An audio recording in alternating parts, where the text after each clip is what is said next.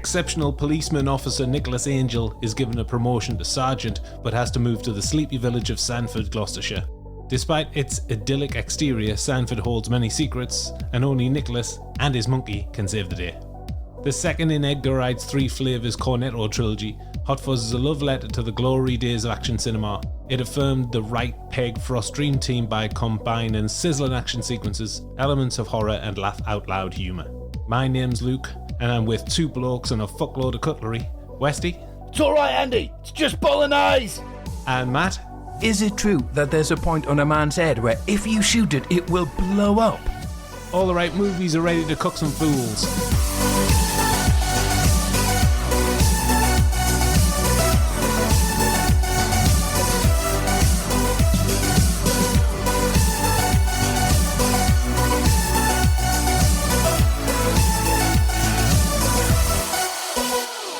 Hello and welcome to All the Right Movies, a podcast on classic and hit films full of proper action and shit. Oh, absolutely. We're up to our balls in jugglers this week as we go behind the scenes on Edgar Wright's action bonanza, Hot Fuzz. Indeed we are. Oh, yes. Lovely. Before we get into it, it's that time again. We're talking about Patreon. Oh, it is. lovely. Brilliant. Yeah, That time always a every 2 surprise. weeks. Our classic podcast, like the one you listen to now, is released every 2 weeks. And only the most recent 20 episodes are available. Yes. That's free for everybody. Very generous, I think. Yeah, of course it is. But if you're desperate to hear more from us, you can become an ATRM Patreon supporter and listen to our entire podcast archive, a vast well full of all ATRM secrets. Indeed it is, with a little bit of graffiti on there. Yeah, a little bit. There are 71 classic episodes like this one. I mean, that alone is a great proposition. Absolutely. Yeah. But there are also 55 podcasts that we've recorded exclusively for our patrons as well, with a brand new episode of our double feature Patreon show every month. Yeah. So hundreds and hundreds and hundreds of hours of podcasts from the ATRM gang. Yep. And before you start asking, no, my name is not Mr. P.I. Staker. Well, I mean, it's a swan. So head over to patreon.com/all the right movies to sign up and gain access immediately. Our discounts are criminal. Alternatively, you can get access to the whole classic podcast archive by subscribing on Apple Podcasts. Yes. Which is very easy to do on there, isn't it? You just hit the It subscribe is. Just button. click one button and then Easy you're in peasy. there. Just do it. It's for the greater good. Of course it The is. greater good. The greater good. We do love doing this, and we love the community that we've built up, and we thank everyone for listening to us. And if you can, we'd love it if you can support us, which really helps to keep us going. Yes, Thank you, we really everyone. would Yes. appreciate that, guys. Yes, thank you. Thank you. Okay, back to the film. And this was my pick, so I want to talk about Hot Fuzz because I've watched this film more than any other since it was released 17 years ago. Any That is other a film? fact. Wow. Any other film. Really? That is a fact. Wow. Definitely. Wow. I did not expect that. Yeah, This is yeah. going to be interesting today. Bring isn't the it? noise. Yeah, it's off the chain. Every month, every week. I would say more than every month. Wow. You watch this as often as I watch The Shining then. I know which is more accessible. Yeah. It's The Shining. The Shining, obviously. Do you watch it in black and white, though? Yeah, put this on my laptop. Desaturated. I think constant showings on ITV2 have certainly helped that because it's always repeated on that channel. If Yeah. you're listening in the UK, I'm sure that'll resonate. Yeah, it is, yeah. But when it first came out, I loved Shaun of the Dead, so I saw this at the cinema. And because I loved Shaun so much, this was initially a disappointment slightly. Right. I thought See it was that. very funny, but there was something lacking. Yeah. But like all of Edgar Wright's work, rewatches are a must, and on Hot Fuzz they constantly reveal surprises in the dialogue, the performances, references to the genre. And I think it's a real treasure trove. I'm always rewarded with something new every time I watch it. Okay. I certainly think it's one of the funniest films I've ever seen, and I still laugh at it. Right. And I'm certain that this episode's going to be a blast. Yeah. Yeah. I mean, should be. it already is. Yeah. A quad fest, I believe. No doubt. No doubt. And Matt, how's the hand? Still a bit stiff? It's a bit stiff. Thank you, sir. Still a bit stiff. Still a bit stiff? I'm not going to need that Santa again, tell you that much. Too right. Well, obviously, I've not watched it as much as you have, Luke. No. Who has? Well, Edgar Wright, probably. Edgar Wright probably hasn't. But yeah, I think doing this film was inevitable. It's a film that I think everybody just took to as soon as it came out. And it felt very quickly that this got really absorbed into popular culture. Yeah. very One much. was where if you're at a party, you're talking to someone you seen Hot Fuzz? and you were away. You were in the conversation You're about away, Hot Fuzz. yeah. And I remember going to see it, and I was sat there thinking, this has got a lot riding on it, because I'd loved Shaun of the Dead, and I was sat thinking, is that going to be a fluke though? Does this combination of guys, does it have anything else to offer? And I'll mention this a bit more later, but I think the fact that they ignored what was probably a very easy and probably quite a tempting offer to just do Shaun of the Dead 2, the fact that they didn't do that is to their credit, and they produced something which, again, is very British, very provincial, but it does have this wider scope to it, and it's a film that is just so packed. It's packed full of everything that they can think of to get in here, and it's a very easy watch. It's one where you think that was probably as much fun to make as it is to watch. Is it a step down from Shaun? Does it have some issues? I think I'd say probably yes to both of those, but go into that as we go along. I would agree. But it's that cliche thing where if you turn the telly on to ITV2, obviously, and it's halfway through, you're just like, go on then. I'll sit down. I'll watch the rest of this. I'm in. Yeah, definitely. Yeah. And Westy, why do you want to talk about Hot Fuzz? Fascist. Ooh, hag. I mean, like Matt said, I've definitely not seen it as much as you. And I went to see it at the cinema because I adore Shaun of the Dead. We've talked about that. Yeah. This is the second outing for Edgar Wright on the podcast, and rightly so. A very, very talented filmmaker. And I don't know what it is with this film, but I do have issues with it. Okay. And I really want to kind of discuss it and go through it because I know you guys really, really enjoy it. And I enjoy it, but I think the reason that people love this film is the reason I kind of dislike it in certain areas. Okay. Right. Which we'll get into. I'm not going to be all belligerent and, an arsehole about it. Really? And just moan about it all the Why way change through. the habits of a lifetime? Exactly. No, right. Yeah, it just left us wanting a little bit. Okay. And I don't know if it was too familiar. I don't know if it's too British. I don't know if it's too obvious. I don't know if I relate too much with the films that they're trying to parody here. Yeah. I don't know. It worked for Shaun of the Dead, but can lightning strike twice? Let's find out. Yeah. Okay. Wow. Mixed bag. Okay, Hot Fuzz was directed by Edgar Wright, co-written by Wright and Simon Pegg, and produced by Nira Park, Tim Bevan, and Eric Fellner for Studio Canal and Working Titles Films. Shot on location mainly in Wales, and distributed by Universal Pictures on the 16th of February 2007. It stars Pegg in the lead as Sergeant Nicholas Angel, Nick Frost as Constable Fanny Batterbomb. Wasn't expecting that. Brilliant. And the cream of British acting talent in the shape of Timothy Dalton, Jim Broadbent, Olivia Colman, Paddy Considine, Rafe Spall, and many, many, many more. Stacked. Stacked. It is stacked. Yeah. Okay, so what you thinking? Sanford, Gloucestershire? Fuck yeah. The beginning.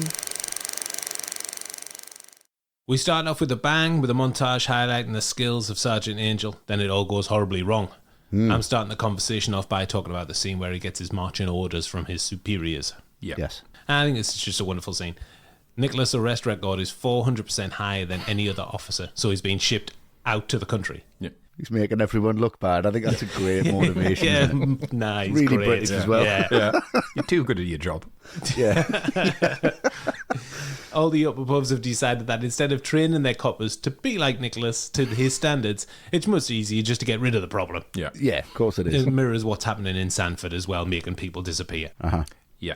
Nice little satire, I think, on certain sections of the UK population who may well be of the opinion that the Met Police are ineffectual and there's not enough presence on the streets, that kind of thing.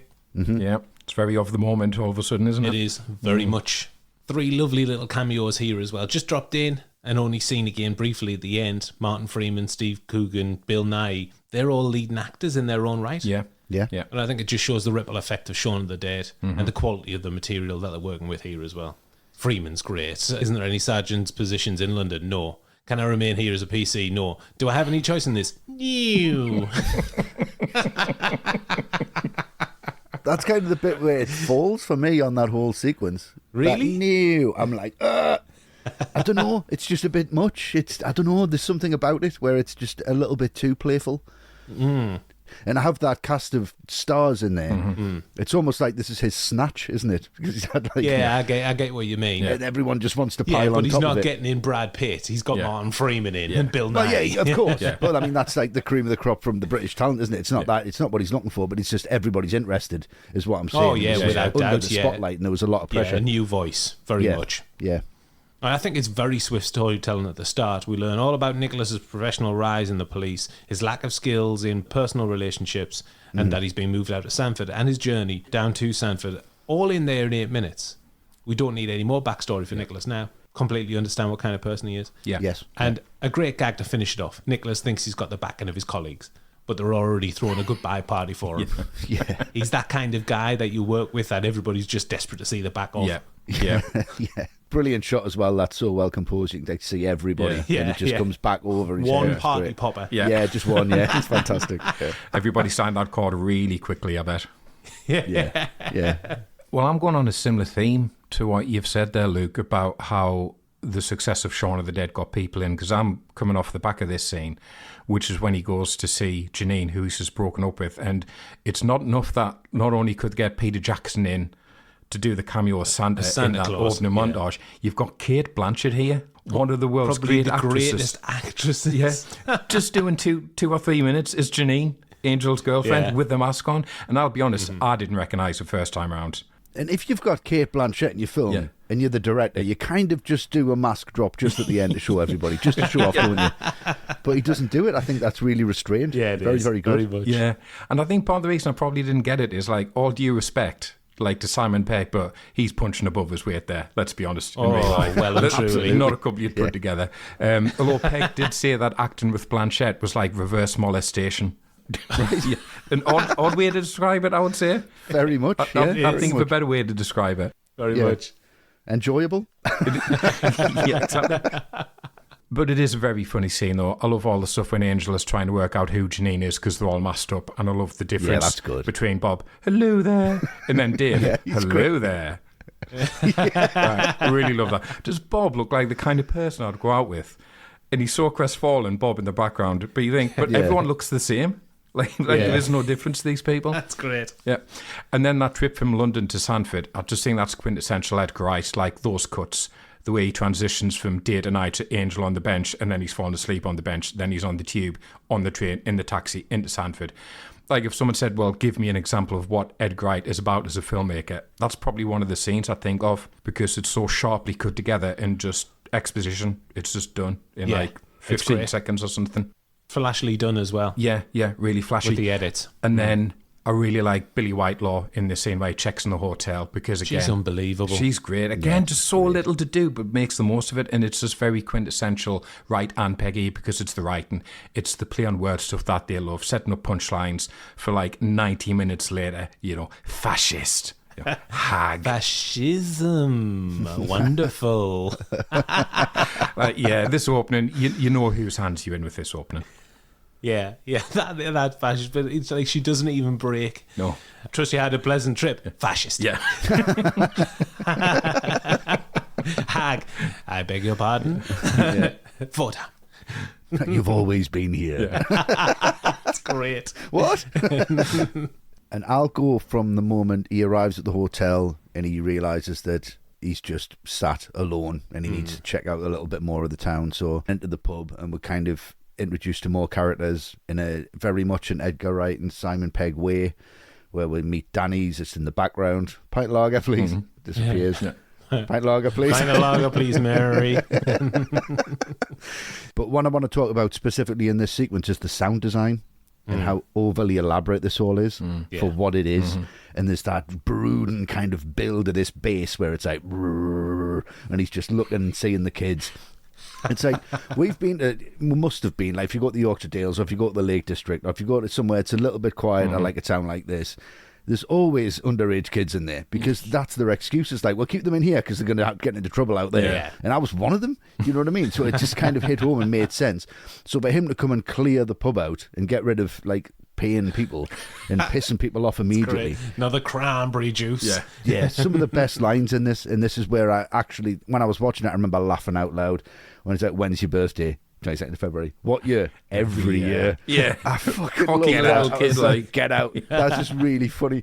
But then he goes to the next one. He goes, you're 37. Yeah? Get out. Get out. And then the last one, when's your birthday?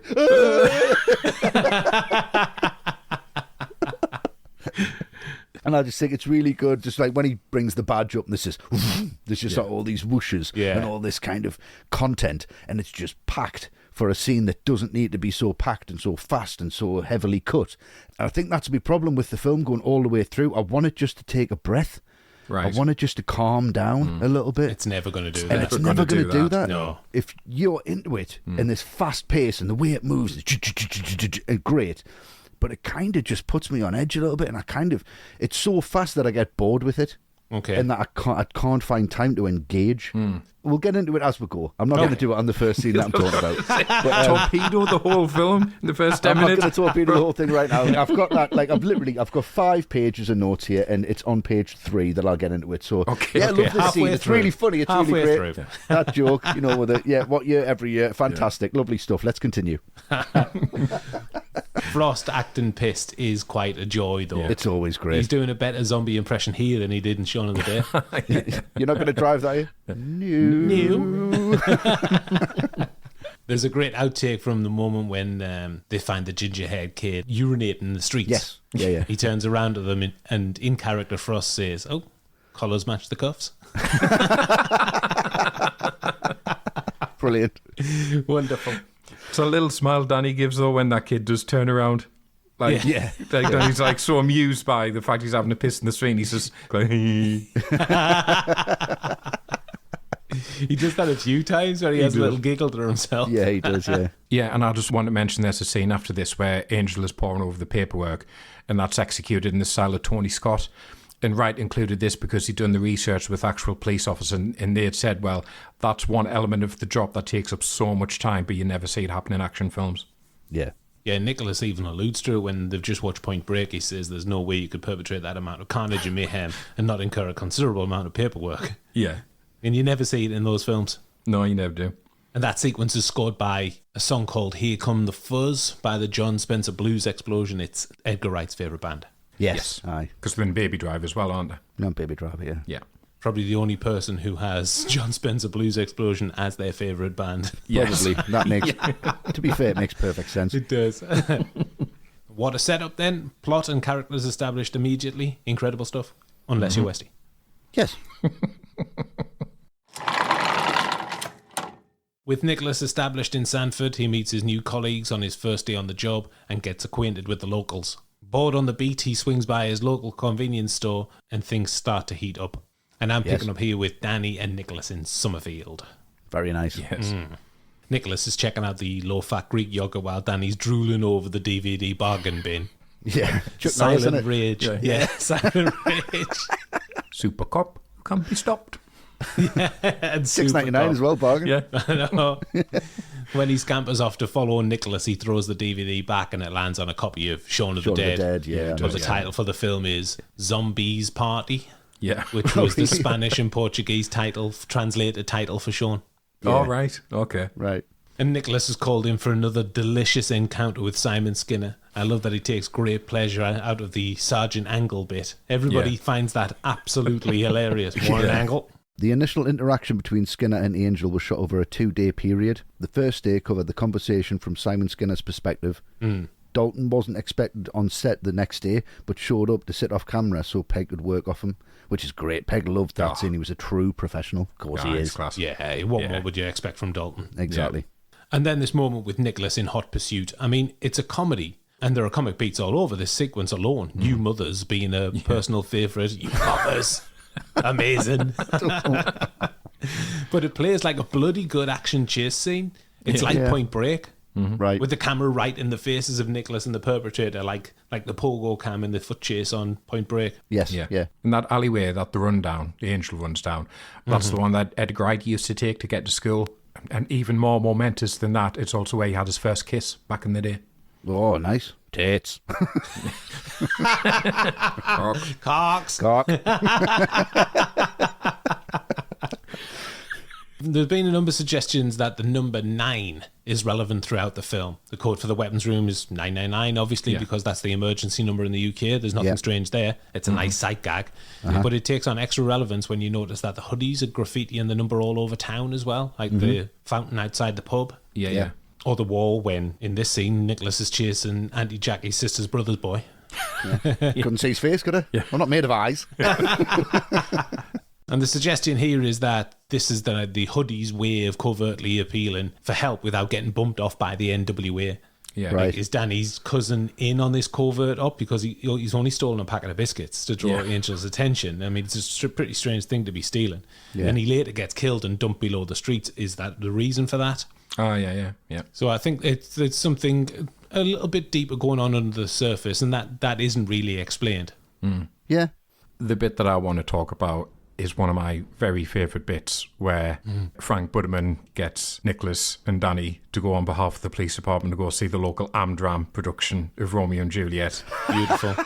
Because Love me. oh God, that's the thing. Like, if you come from any kind of provincial village like that, and you've seen Amdram or you've seen it at school, this version of Romeo and Juliet hits so perfectly. It's so recognisable. Martin Blower is far too old to be playing Romeo. He's a guy, he must be cracking on late 40s, surely. And he's trying to be like the young teenage Romeo. Yeah. And Eve is just terrible as Juliet. I mean, the whole thing is so bad. Martin literally has to nudge Eve and go, now, to give her the cue to sit up. Great. It's really funny. But you know what? He gives her that cue and then you wish that he didn't because she's so bad. I'll kiss thy lips. Some poisoned up you hang on him. Like, just so bad. But the whole thing is so pretentious the way it ends. Bang! And then do-do-do-do-do-do. Love me. Like, Romeo and Juliet is one of the great literary tragedies, and they end it like this ridiculous song and dance number. Everyone doing the can or something. But I love the debrief you get afterwards in the pub as well. Like, what's he going to talk about Dalton? But he's great. He's not even hiding the fact he's the villain. Yeah. Like when he's talking to Eve, I'm sure if he bashed your head in, all sorts of secrets would come tumbling out. Right in her face. Right in her face. Right in her face. He's so good. The guy comes over and he's like, Romeo, pint of bitter for Romeo. Oh, he's so pretentious, isn't he? He's so pretentious. It's great. And then you also get this like great moment where you think Danny's proved himself useful. He says to Angel, I also know, Eve Draper's into the older gentleman. Marcus Carter's big brother said he'd fingered her up the duck pond. Great spit take, isn't it? That's a great spit take from Pegg. Yeah, so, it's really funny. But I think it's also really important because this is when you get that first plot element where you've not been sure where this is going. Is this just going to be a fish out of water? No, because now you get the first murders of Martin and Eve, and it's perfect place because you just need that little twist to the plot at this point. Yes. I see you're talking about that spit gag there. And this whole sequence, it's where it moves away from the action film for me, and I think Edgar Wright is really paying homage to like American Werewolf here. And he did in the pub sequence with the kids there. And he's just like kind of fish out of water. And that spit gang, Rick Mail does the same kind of thing. It's a similar vibe to it. So I think it's got a lot from American Werewolf in here as well. Yeah, I agree with that. Yeah. I love Skinner's review of Romeo and Juliet where he slams his hand on his back and he's an absolute tosh, wasn't it? With that you will grin. spell his name right this time, won't you? Talking about Tim Messenger, I love his outrageous suggestions to Nicholas, who angrily rejects them. And Tim's kind of positive outlook before in a scene before. How about you put the teacher in handcuffs? I don't think that sends the right message. Too cheesy pie, got you. Too cheesy pie, yeah. Cop enjoys watching Young Lovers, I don't think so. Local Bobby gives thumbs up to teen suicide, that's just grossly inappropriate.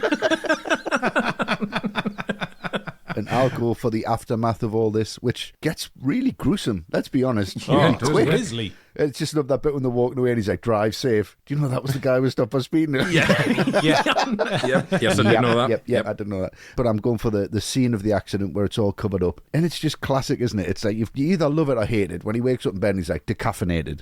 Yeah. Now that, as a joke, is funny, but it's really risky because that shouldn't really work.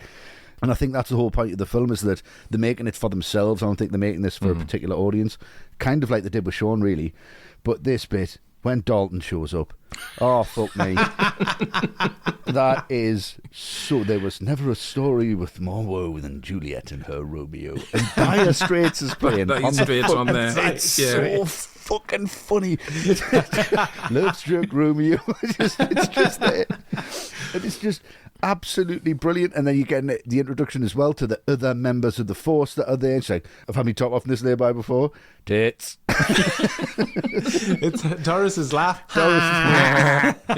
And it's the start of the whole what he said exposition, which goes on and then pays off at the end when we'll talk about the shootout, which is brilliant. And the traffic collision exposition that starts here, and then it's really heartfelt when Danny's talking to him, Nicholas in the pub later on. We'll find out what happened to his mum, and he actually says traffic collision. That's really heartfelt. Yeah, it's brilliant. But this moment is just fantastic. You find out that Angel's bang on the money. He knows what's happening, but it's just the way Dalton turns that screw and just makes it wonderful. It's sinister and weird. And there's heads on the ground, and he turns up and Skinner on his license plate in a Jaguar, and just news travels fast. And that little wink, and then just minces off. What a dick! It's just a fantastic piece of work. Even if he was in this film just for that bit, I would still be talking about it because it's just a wonderful performance, and really he's loving it. So a great opening act, and I'm sure that everyone will get their just desserts.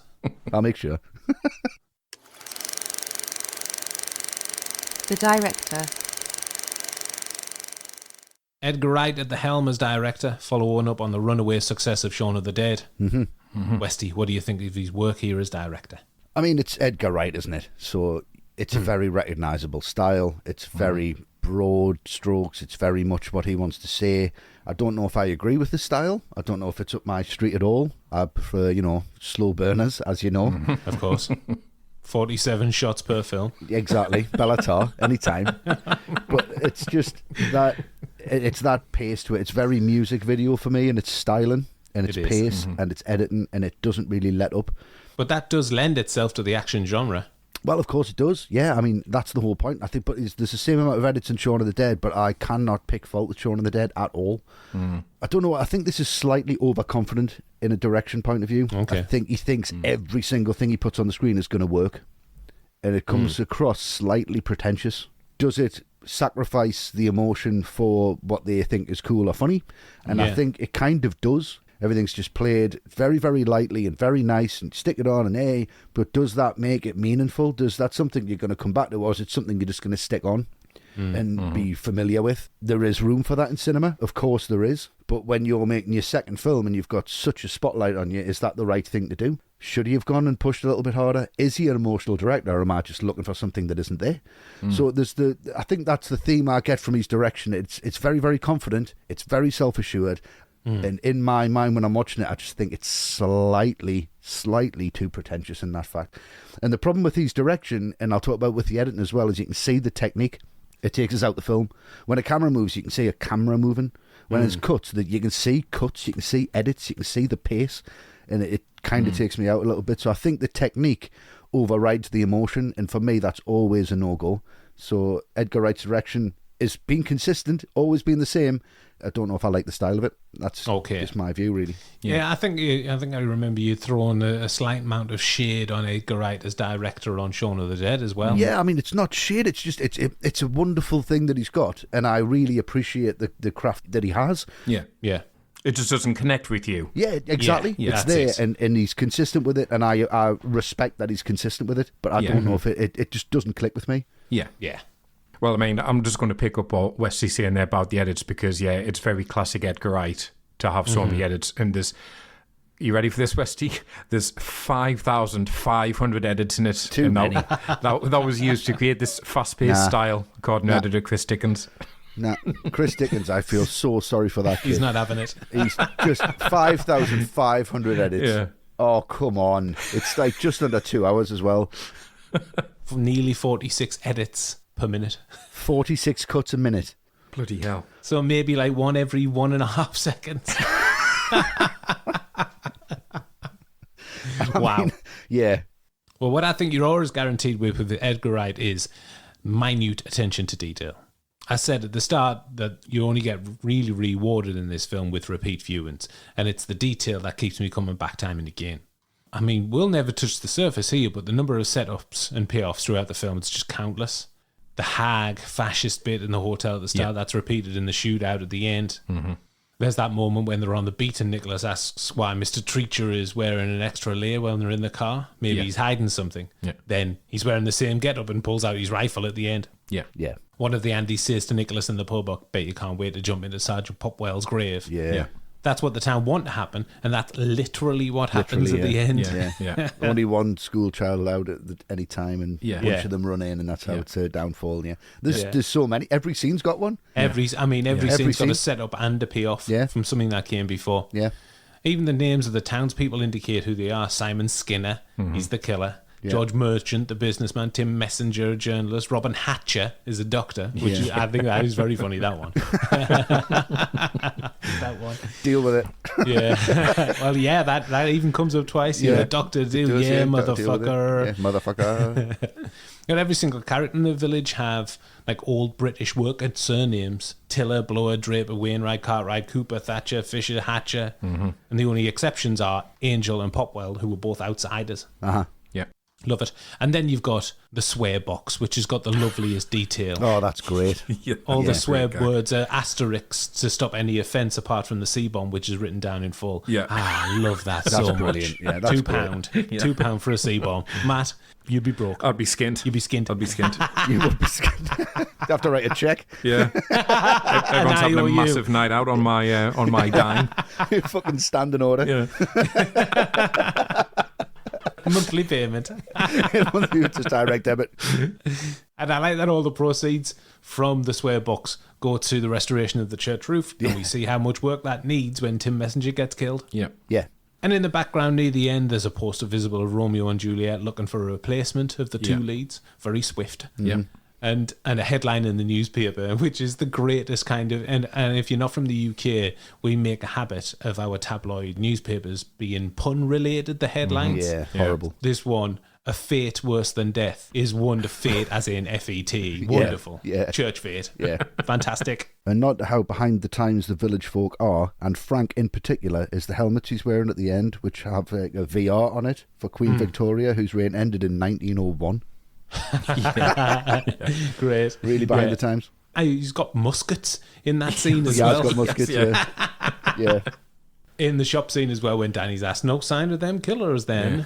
Behind Nicholas is a poster for the album Hot Fuss by the Killers. Yeah. Yeah. All of that going on, and that's got nothing to do with the fact that I think it's a pretty amazing whodunit. Yeah.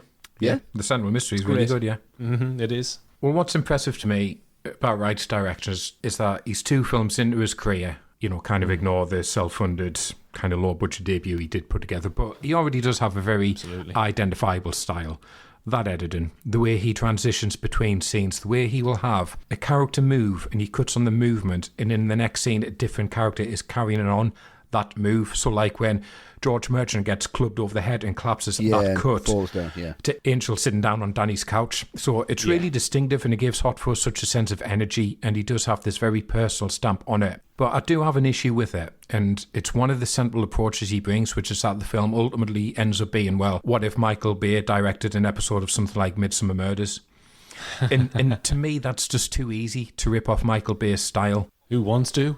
Well, exactly, who wants to? On Michael Bay as well. Yeah. But, Michael Bay's quite shit. Maybe 2 or 3 films that are watchable, and that's it. Yeah. It doesn't take much to copy him. I'm going, that said it was a hot take. My God. I mean, obviously it's a very personal thing, but I just don't think putting Michael Bay's style in this setting is that funny to me. I'm going to basically copy what Westy said. I think Edgar Wright is better than that. I think he showed on Shaun of the Dead. He's better than that kind of gag. Because we've talked about the Cornetto Trilogy in general on the Shaun episode. Yeah. And I know you two have issues with The World's End, but what I would say is that look at the action sequences in that, and they are Edgar Wright action sequences. Yeah. Baby Driver has Edgar Wright action sequences. Yeah, agree. This is Edgar Wright playing it being someone else. Yeah. And I'm not that impressed with that. And if you look at Shaun of the Dead, he went, I'm going to take George Romero's vision and I'm going to channel that through this British perspective in a British vision that subverts it, but it honours it at the same time. And that's much harder to do, and that was much more impressive because Romero's a great filmmaker. Michael Bay isn't. Yes. So I know it sounds like I'm being really critical of him, and I'm not really. It's clearly excellently directed because it's so sharp. It looks great and moves like a bullet. There's not one scene that doesn't have something going on. But I always feel with this, the first 2/3, that's an Edgar Wright film, and that's where the real gold is for me in this film. Right. That last third It's a bit like what I said on Tarantino on the last episode on Inglourious Bastards or PTA when we did Boogie Nights. It's a bit juvenile. And if I criticise them for that, I've got to criticise Wright for it as well. Like, part of the issue is Shaun of the Dead just set that bar so high for him. I think that's the problem. Yeah. I do think that it is imbalanced. Yeah, it is. There's Like that the bit of final third. imbalance. And for the most part, he gets that bar again, but when he doesn't, it's just notable, and it does feel disappointing when it doesn't get there. There's so much more emotional depth to Shaun of the Dead as well. There is. Yeah, so ultimately, and it does sound like I've kind of piled in on him, but it's not that. It's just I expect so much of him after Shaun of the Dead. And for the most part, he does brilliantly here, but when he doesn't, it's just really notable. Yeah. Yeah. Same. You don't have to pile on him. I'll do that. No. Wesley's got that covered. I've got that He's covered. got that mate. Don't worry about it. Yeah, no, I'd take your points, both of you, and I do agree with you, even though the final third is a lot of fun. Oh, it's a lot of fun, yeah. It is a bit of a letdown considering what went before it in the first two Yeah, thirds. I mean, I think we'll get in a Blues or something in the final third for me. Yes. And to build on that point about his style, we've got our first question from an ATRM patron. All right. Okay. That's another benefit. If you sign up, you can put us under the microscope and ask us a question for the film. Okay. This one comes from Danon Hennessy. Hello, Danon. Hello, Danon. Hello, Dana. Well, I think contrary to the opinion here, Danon likes Edgar Wright's visual style. He says it's pretty distinctive. Well, It it's is. certainly It is. distinctive. It's really Definitely is. distinctive. Yeah. Yeah. He says the only other director I think that can utilise camera movement to the same degree he does is Sam Raimi and Robert Rodriguez. Oh, nice. Are Right. there any other directors who are this playful with their camera direction? I'll take this first. I Nice. think that Danon is right. You know, I think it comes down to whether you buy into it or not, whether it ticks your boxes or not. Yeah. I think his transitions, though, Wright's transitions are great. He loves a match cut, like you said, Matt. Yeah. Like the one at the end of Angel's first night in town, he's doing his hand exercises. Yeah, The old wrist extender. Yeah. And then a match cut to the next day, an empty bed, King's playing. Great moment. Yeah. Yeah. I like those. And I think that's identifiable visual style. I think Tarantino's an obvious one. I think the Coen's the same, not necessarily in the same style, but kind of a similar inventive approach to filmmaking. But I'm going to throw in an unusual one here. In keeping with what we're talking about, I'm going to talk about Shane Black and specifically Kiss Kiss Bang Bang. Wow. Okay. Okay. Nice. I think visually it is very similar, very inventive, playful, makes the runtime zip along. And certainly he's someone that influenced Wright in this film alone with the action references. Yeah. Well, I am going to talk about the Coen brothers, actually. Sure. Just because they're the first that came to mind, because I think they kind of get overlooked in terms of what they do with the camera, because they do some Agreed. really clever stuff. So, for example, in Blood Simple, you get that tracking shot of the camera moving along the bar, and then it goes up and over the drunk Amazing. lying on the bar, and then back down again, Brilliant. stuff like that. It's Sonnenfeld, isn't it? The early Sonnenfeld was Sonnenfeld. early DP for them, yeah. Yeah. The camera in the bowling ball in Big Lebowski. Yes, I was thinking and that. The other one I wanted to mention is when Nick Cage runs that convenience store in Racing Arizona and he goes on the run. The way that camera follows him. flies. Yeah. Brilliant. Stuff. So yeah, the Coens, I think, do some really interesting stuff with their camera movements. I mean, this is right up my street, isn't it? Camera Yeah. moves. Do you want to know about camera moves? We'll I'm take your- a break. I'm your fucking boy. This is all of page 2, half page 3. The ones that have really stood out for me, because he's talking about, moving the camera and having that as kind of a character in the film, is when it's moved, but you are moved by it. It is part of what you're watching, which I think Edgar Wright's got a very distinctive style, but I don't think it's a lot about the camera movement. I think it's a lot about the editing and the pace. Yeah. So people who move the camera for me where you don't necessarily know it's moving is someone like Paul Greengrass. I think he does that incredibly well. Very good. Where the Yeah. it's almost a character in itself. Yeah. Bela Tarr, we've touched on that, but his films are absolutely fucking incredible. He's only got 47 shots in 3 hours to do it, so that camera's got to go places. And it does, but you kind of don't really realise it, how really technical it is, but you don't see the technique, which I love. And I would hate to say it, but you've got to say it, because Michael Bay does move that camera more than anyone else, and it makes sense. And he has, whether you like it or not, he's made a massive impact on the action genre. Yeah, he has. And he Yeah, I has wouldn't deny taken it that. up and he Yeah. pushed it up and made people who didn't really want to think about anything go in and enjoy something for a couple of hours. And he has his place in cinema and he has his place in history. I wish Edgar Wright had seen that and refined it instead of copying it in this film. yes. For me, all of them directors, if there's some that you're not aware of, they know how to move the camera and they know how to make you immersed into that film, for me personally. Brilliant, including Michael Bay, which I'm honestly stunned that Michael Bay has been referenced Twice. any more than passing, as opposed to 10 times. And I'll say this, and I don't want to retort from you, Westy. Okay. This film is better than anything Michael Bay has ever done. Okay. There, done. Yeah. Right. Yeah, I'd say Okay. that. I don't think it's better than Bad Boys 2. You ain't seen Bad Boys 2. Well, thank you very much for the question, Danon. A great one. Got us talking. Keep them coming. Yes. Yes, thank you. Thanks, Dana. That was a really good Yes. one. Yeah. Well, Hot Fuzz is set in the fictional town of Sanford, which is actually set in Wells, Somerset, Edgar Wright's hometown. Yeah. Wright loved shooting in the town that he grew up in, but he also wanted to, in his words, trash it. Yeah. Well, Yeah, that's you would, understandable. You would do, wouldn't you? Yeah. And Wright actually worked as a shelf stacker at that particular branch of Summerfield Yeah. as a kid. Oh, really? As a worker Yeah. in supermarket. Yeah. And he loosely based Simon Skinner on his boss, Mike Stockwell. They Wow. didn't use the surname Stockwell because it sounded too much like an obvious pun. Yeah. Right. Yes, it does. Yeah. I would have expected it, to be fair, in this film. Surprised you didn't. That's too far, is it? That's the only. That one's too far. That's too far. Fuck off. Every Michael Bay reference, Yeah, get it get in that there. in there. 3,047 cuts of someone going through a window. Stockwell, that's too obvious. Yeah, and Wright actually has 2 cameos in the film. He's a voice on the supermarket intercom, and you do see him as a shelf stacker, just very quickly in the background at one point. And then before deciding on the actual supermarket chain Summerfields, which, if you're not in the UK, it is a genuine company, the it plan is, was yeah. to call it Summer Isles, which is obviously a Wicker Man reference. Oh, lovely. Yeah. But Woodward's in there as well, isn't he? Yes, He is, yes, he is, yeah. A wonderful full circle. And Wright did make an amateur film in his youth called Dead Right, which he described as Lethal Weapon in Somerset. You need to see that. Yeah. The Somerset supermarket made an appearance in that film as well. Yeah. Well, Peg said we're both from the West Country, so it just seemed like it was perfect and logical thing to drag those kind of ideas and those genres and those cliches back to where we grew up. And there is a cathedral in Wells, and they had to digitally remove that for some shots of the film, because obviously Sanford is a village, and in the UK, cities have cathedrals, but towns and villages do not, so they needed to digitally erase it, and, that's just a general rule, but there are other criteria, apparently. Yeah. Right, okay. Yeah, there's a lot of red tape, isn't there? Too much. Towns and cities Let's and be honest. villages. Yeah. Yeah. Peg disagrees that it's a spoof of action films. He said, it's an action film. It just happens to be funny as well. I think because the genre in itself is very overblown. It doesn't take that much to push it into the comic realm. Yeah. Which is fair enough. Makes Yeah. sense. Okay, Yeah, I well. think it's very much like This Is Spinal Tap in that it's obviously having fun with the genre, Yeah. but it's not spiteful No. or thinks that it's better than No, it's got these affection films. I for think it, there's definitely. Yeah. a huge amount of affection for the genre. That does happen with action films as they have sequels, though. There's more and more, especially Lethal Weapon, there's more Yeah, and more gets more lighthearted. It comic, just gets yeah. more Yeah, it comic. does, And yeah, Die it does, Hard, it that's gets a right. little bit more lighthearted. So it does happen. I've got a great quote from Edgar Wright here. He said, some interviewer once asked me, do you steal all your montages from Snatch? And he said, no, I stole them from Martin Scorsese, like Guy Ritchie did. Yeah, brilliant.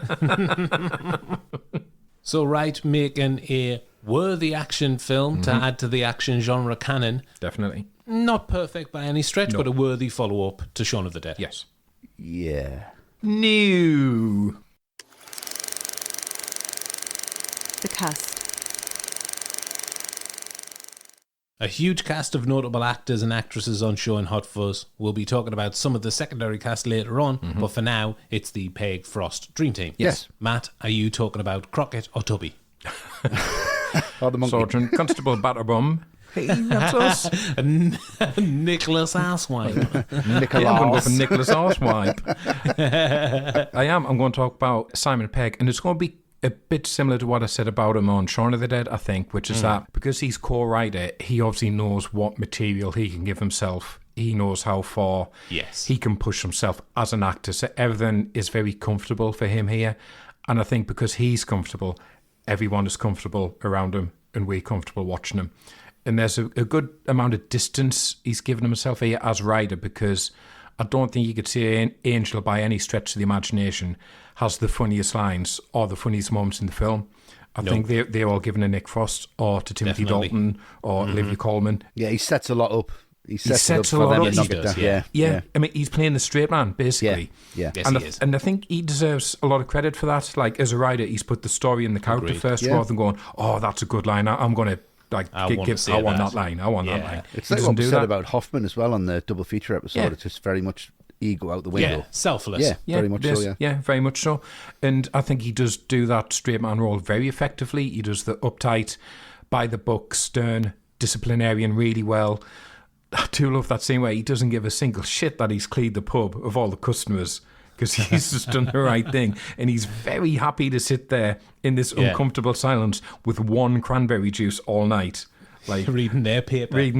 They've probably made a profit of £1 from him, and that's about it. And that's who he is, and Pegg's really good at that. He is very convincing as well as the smartest person in this film. And I think that's a nice contrast to what he did in Shaun, where Shaun, he kind of just bumbles through that film a little bit and he's making it up as he goes along, and he gets as many things wrong as he gets things right. And I like the contrast that he brings here, and I think his performance, just in general, it contrasts really well to how like ridiculous everyone else is in that police station. Like when he's being shown around and he can't understand, sir, why is everyone eating chocolate cake? And then they give him that slice and he just goes, no thanks. Like, that's great. Chocolate cake. Just really unimpressed. And then the eventual transformation that Angel goes through, I think he sells that as well, you know, slowly realising there's more to life than his job, that growing affection he has for Danny. So by the end, when he's romping around the place like an action hero, you buy it, you know. I mean, it's a joke. I do. It's a joke in itself that someone is straight-laced and unlikely as Simon Pegg as an action hero, but it's a joke that works. So yeah, I think it's another very good performance from him. Yeah, I think he pulls that action star off. I mean, looking at him, you wouldn't believe for a moment that Simon Pegg, the fella from Space, I wouldn't have thought so. Yeah, but physically, I think he pulls it off. Not only the look on Westy's face tells a completely different story. Just raising eyebrows left, right, and centre. Yeah, I mean, fine. Yeah, fine. And the character of Nicholas Angel is named after Nick Angel, who's the music supervisor for Hot Fuzz. And he did actually all the Cornetto Trilogy. And the misspelling in the film of Angel to Angle throughout, that's based on the fact that this had happened to the real Angel many times in the past. Nice. Right. More an angle. Yeah, more an angle. Pegg prepared for his role by doing weapons training, amazingly, and learned how to skid on the bike, which looks fucking great because you don't expect that gags coming straight from the driving, straight into the bicycle stuff. That's face as well. Really funny, that massive close-up. Yeah. And he lost 28 pounds as well doing the role. Whoa, that's a lot. Did he have that much to lose? It doesn't look like it in Shaun. Fairly trim bloke anyway, isn't he? Yeah, he's in good nick. He's in good nick for it. And to capture Angel's passion for policing, Pegg doesn't smile in the film for the first 45 minutes. Yeah. He said that he's the perfect policeman. He just doesn't know how to switch off. I think that's reinforced a lot throughout the film. Yeah. So Simon Pegg, providing that he isn't a one-trick pony, as Sergeant Nicholas Asswipe. Nicholas. Okay, Westy, over to you. Yeah. Who have you picked out in the cast? I'm going to go for Nick Frost as Danny Butterman. What a fucking sweetheart this guy is. He's wonderful. He's so, just a puppy, isn't he? Oh, he's just so lovable and so naive and so childish, and he's just the absolute embodiment of someone who's been brought up in a small town doing the job that his dad says he has to do. Wrapped in cotton and wool. He's wrapped in cotton wool, and his only escape is watching films. And that, to me, just hits home. When he opens that door and you just see all them films, and by the power of Grayskull, just incredible. You just see that collection. And I'm like, yeah, well, that was kind of my only escape as well, because, well, there you are. I mean, I'm nowhere near as sweet as Danny Butterman, but I don't know if he was a bit more of a C-bomb, then that's like me. But he's just, I think Frost is having, like I said before, he's having great fun, and there's no ego to this. And he knows exactly where the humour lands, and he knows where his lines are, and it's his timing in this whole film. Not necessarily the action performance, but he knows how funny he is. Yeah. Yes, indeed. And I think a lot of this is just Nick Frost being Nick Frost. But he's just talking, so what's it like being stabbed? And he's like, what's his second most painful? And he just, the way he just goes over, just like bends his head a little bit, and he's just so kind of like, he shuffles his chair over. Yeah. And it's like, yeah. It's absolutely great. And we're not going to be short a chunky monkey for the foreseeable. Oh, Daddy. Oh, Dad. And there's just that bit, you know, it's the same if you watch him in Shaun of the Dead, and how much he's stripped that dickheadness away, if there's a want of a better phrase. It's just like he was an absolute arsehole in Shaun of the Dead. He is, You can see him just a layabout, and he kind of annoys us a little bit in Shaun of the Dead because he's supposed to. That character's supposed to. Yeah, he is. But this guy, he just wants to better himself, but he doesn't know how to. Yeah. And I think Frost brings that just beautifully to the whole thing. And it's like, just from that moment, from the very first moment when they open the cell in the morning, He's gone. Oh, and he just appears from about, where's he gone? And he's just like, Why are you dressed as a policeman? Yeah, because I am one. Yeah. Love that. Love that line. At the end, everything's a question. Yeah, I think he really, really shines in this. For the wealth of talent that's on show in this film, Nick Frost, for me, absolutely steals it. Yeah, he does. Yeah, he's fantastic. wonderful. He's got so many funny lines. I love it when they're talking about Lurch, when they're on the beat. He says, lives up Summer Street with his mum and his sister. And are they as big as he is? Who? The mum and the sister. Same person. Cornetto in there. Because he's fuck ugly. Yeah. And when... when Nicholas has pulled together his evidence with Danny, he's going through the list of victims: George Merchant, Tim Messenger, to get to Eve Draper. Nicholas says, blows leading lady. And Nicholas says, favourite older men, fingered.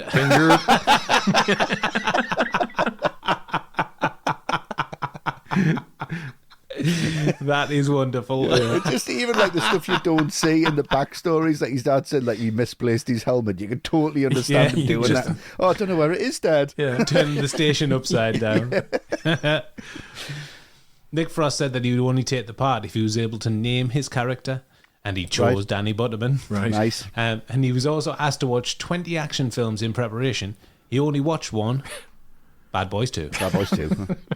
Yeah, and as much as obviously the famously like best friends off screen, there was a point when they were filming the speed check scene when Pegg and Frost got in quite a heated argument by all accounts because Pegg thought that Frost was getting too big for his boots because Frost was asking the AD to get him coffee. And the scene itself took 4 hours to shoot, and apparently they just didn't speak to each other at all, apart from the dialogue they had to deliver. I mean, it's needed for the scene, but Pegg is particularly frosty in that scene. Yes.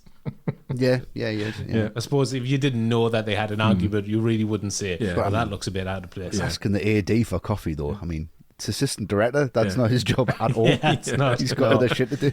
Well, in that scene, one of the ways Danny idles away his time is by drawing graphic flip animation.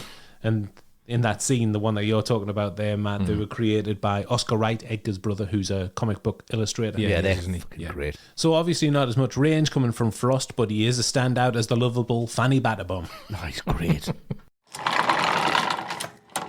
I'm going to talk about the two main antagonists, I suppose, Timothy Dalton and Jim Broadbent. Oof, double whammy. Love it. Yes, Timothy Dalton as Simon Skinner and Bang, Jim bang. Broadbent as Frank Butterman. Dalton, first of all, it's clear he's having the time of his life. Yeah. Like that you said, Westy, he's showing up at various crime scenes, scored by Dire Straits, which, I mean... Still fucking hilarious. hilarious. And then you've got Fire by Arthur Brown, or The House Fire. Yeah. Amazing. Fire! Great. Yeah. But I think there's loads of nods going on in these two scenes, and surely a nod to the likes of Tango and Cash, where Jack Palance's character just happens to be driving past the scene of the crime at the start of the film, even though it's in the middle of nowhere. Good What's he shout. doing there? Great shout. Yeah. And also that explosion at George Merton's, it's got to be a nod to the explosion from Lethal Weapon 2 Yeah. with the toilet. Yeah. And his opening scene, it's a career best for me. I'm a slasher of prices. Catch me later. Catch me later. I love that. That's fucking great. Responding to the general criticism of action films where the villain is so obvious that he might have well be standing next to a neon sign, Wright wanted a scene where Dalton stands next to a sign saying, bad guy. Yeah. But obviously he nixed it because he couldn't find a right way of getting it into the film. Yeah. Of course you couldn't. No. That's ludicrous. Yeah.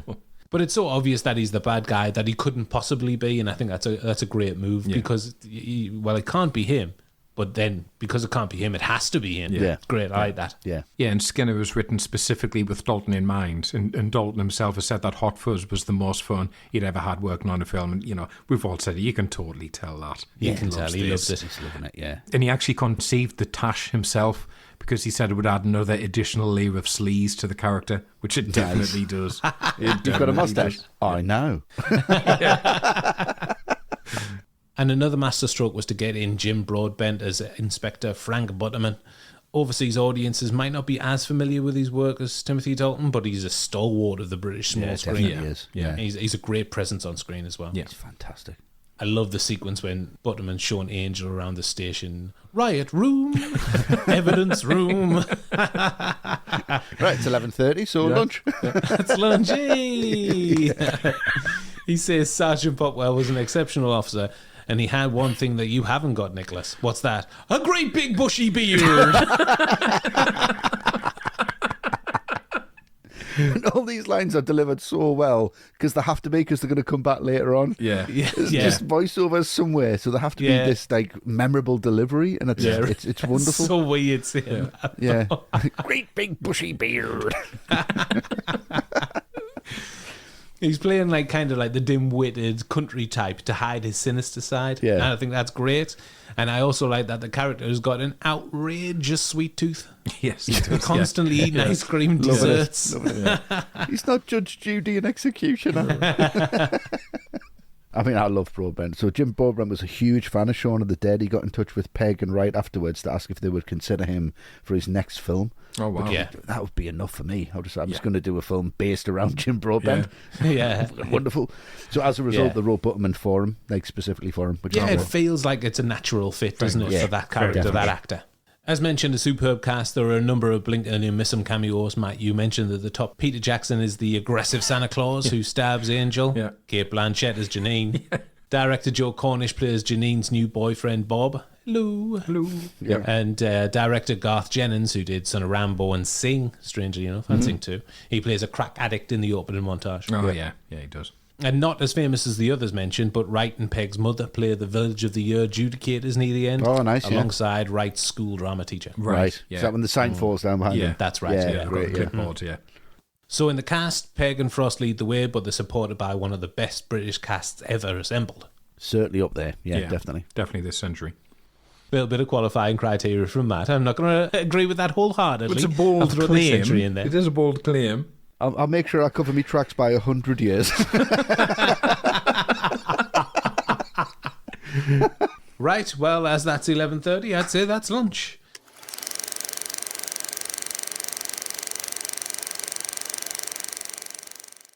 This episode of All the Right Movies is sponsored by BetterHelp. Without a healthy mind, being truly happy and at peace is hard. The good news is therapy works. But what is therapy exactly? It's whatever you want it to be. Maybe you're not feeling motivated right now and would like some tools to help. Or maybe you're feeling insecure in relationships or at work and not dealing well with stress. Whatever you need, it's time to stop being ashamed of normal human struggles and start feeling better, because you deserve to be happy. And now you don't have to worry about finding an in-person therapist near you to help. BetterHelp is customized online therapy that offers video, phone, and even live chat sessions with your therapist, so you don't have to see anyone on camera if you don't want to. It's much more affordable than in-person therapy, and you can start communicating with your therapist in under 48 hours. Join the millions of people who are seeing what online therapy is really about. It's always a good time to invest in yourself, because you are your greatest asset. And a special offer to all ATRM listeners: you can get 10% off your first month of professional therapy at betterhelp.com/ATRM. That's betterhelp, HELP.com/ATRM. Thanks again to BetterHelp for sponsoring this episode of All the Right Movies. The middle. In the second act, Nicholas's theory about something sinister going on continues to intensify, and they find John Matrix's arsenal at Arthur Webley's farm. Indeed they do. Right? Wrong. Yes, I suppose. Our next sequence sees the two leads bonding over a few pints while accidents happen to the undesirables of the village. Yeah. Starting off with the scene with Nicholas and Danny in the pub. Yeah, Roy! I like that all of the coppers are in the pub. Yeah. Who's policing the streets? Yeah. Everyone's off. Bill Bailey and his brother. Yeah. Yeah. That's it. No one tells me nothing. Great. But it's a nice moment where Nicholas starts to open up about his desire to be in the force, and Danny's lapping it up. Yeah. And he reveals something about his family life and his mother, traffic collision. There is the semblance of an emotional beat there, which is quickly papered over. Yeah. Yeah.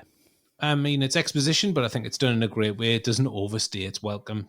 Nicholas is talking about his uncle Derek. Sounds like a good bloke. Actually, he was arrested for selling drugs to students. What? It's amazing how quickly that changes. Yeah. George Merchant's just having a piss up the fruit machine in front of everybody. No wonder he's wanted for dead. Absolute arsehole. There's that lovely exchange when they take him home. How much do I owe you? 20 quid. There you go. Yeah. And there's your change. God bless you. It's great, isn't it? Yeah. But I mentioned about the horror influences. This masked figure stuck in the shadows is kind of nightmarish, which is heightened by the score and the sound design. And amongst all the comedy and action, I think it's really impressive to blend these horror elements and not imbalance things. Yeah. Uh-huh. Tell you what I love, though, just before this, is when Danny suggests they go to the pub, because it's just that shot of a topless Nick Frost with the deodorant. Unless you got to water your piece, Lily. Yeah. Well, it's like if you go online, there's so many outtakes of that scene, because Simon Pegg just couldn't keep a straight face. I mean, you wouldn't be able to, would you? Like a topless Nick Frost. Pub? So funny. Love it when they go back to Danny's and he just reveals this collection of DVDs and this is how you turn your mind off. And to me, I'm like, yeah, that's so true. Point Break and Bad Boys 2. Which one do you think I'll enjoy? Which one do you want to watch first? You put them You have put my leg. Yeah, we're fucking watching both of them. It's like every time that I'll come over yours, Luke, it's like, which one we're going to watch first? Dressed to Kill or Blowout. Yeah. We always had two lined up. Like, what was it last time? It was Good Will Hunting and then Major League, I think, last time. Yeah, what a combination. Big Bang Bang. Yeah, it was. It just reigns true. And it's the transitions here that I really enjoy. I think this is really Edgar Wright having a lot of fun between seeing the action that he wants to emulate and the cuts between them. And it really works for me. I think the transitions here are really, really great. Danny, with them controls on that bit on Point Break, when he's shooting in the air and he just has them, he's like, bah, bah, bah, bah, bah, bah. And the sound design's amazing. He just drops them and he's like, I feel like that every single time. I just can't do that. It's about to go off. Yeah, I really want to do that, but I can't do it. And it's great because that is just a love of film. Yeah. And I think it's a love of film that we all have. And it's a real comfort blanket. But there's so many nods to both of them films, and it is quite literal in what he does with Point Break. It is quite literal what he does with Bad Boys 2. Yeah. But I know for a fact that they had to really clear everything with Keanu Reeves, Patrick Swayze, Martin Lawrence, Will Smith, and each of their stunt doubles to feature it in the film. And then Pegg said they wanted to include Lethal Weapon, but he said that Mel Gibson wouldn't have a sense of humour about it. Which is fair enough. A torrent of abuse, I imagine. Probably, yeah. I like both them films, to be fair, and that is a good night for me. So if I'm coming back from the pub and we're going to watch them too, yeah, I'm totally up for it. I think he may not have been able to get actual scenes from Lethal Weapon films in this film, but they more than make up for it in the references. There are tons. Yeah, absolutely tons. Yeah. Yeah, and that the DVDs that we see, this kind of big holy grail film collection. Oh, yeah. It's wonderful. It's a wonderful thing to see. That was actually made up of the combined haul from the DVD libraries of Edgar Wright, as you'd expect. His brother Oscar, who we've already mentioned, and Joe Cornish, the director, who Joe Cornish, right? That makes sense. As we mentioned, he's got a cameo in Brilliant. This. I would have just thought it was Edgar Wright's collection. I would have thought his was more than enough. Just his. Just loads of Giallo films. Yeah. Yeah, I love it. Danny's DVD collection's got their own room. That's amazing. And the rest of the house is fucked. Yeah. How long you lived here? About 5 years. It's got spotlights and everything. Yeah, amazing. The explosion at George Merchant's house was a big practical effect. There were gas mortars put in front of the house to create those fireballs. Right. And to get the effect of the fire engulfing the camera, more gas canisters were used to fire upwards towards a black ceiling that was sloped downwards towards the camera. Right. At high speed, it gives that fireball effect. All right. Yeah, it looks great, though. Yeah, it does. It does. I want to talk about one of the scenes that's definitely one of the most horror-inflected ones, and it's when wonderful. Tim gets killed, which, I mean, I love Adam Buxton in this. He's so funny. Hi. Just such a perky guy, loves his job. And when he gets killed, it's really funny. But it's also, like I say, as a horror scene, it works really well. I like the music here. It's very effective because that mixed in with the feedback from the mic, the whirring of that tombola, and the fact that Angel doesn't want to be there in the first place, but now he knows Tim's got something important to tell him. It's all the worse. And you can feel his like discomfort having to stand there and suffer through all those like crap jokes like why Skinner isn't around. Oh, too much of Joyce's lemonade, perhaps. Everyone thinks that's hilarious. Everybody loves it. Like, yeah.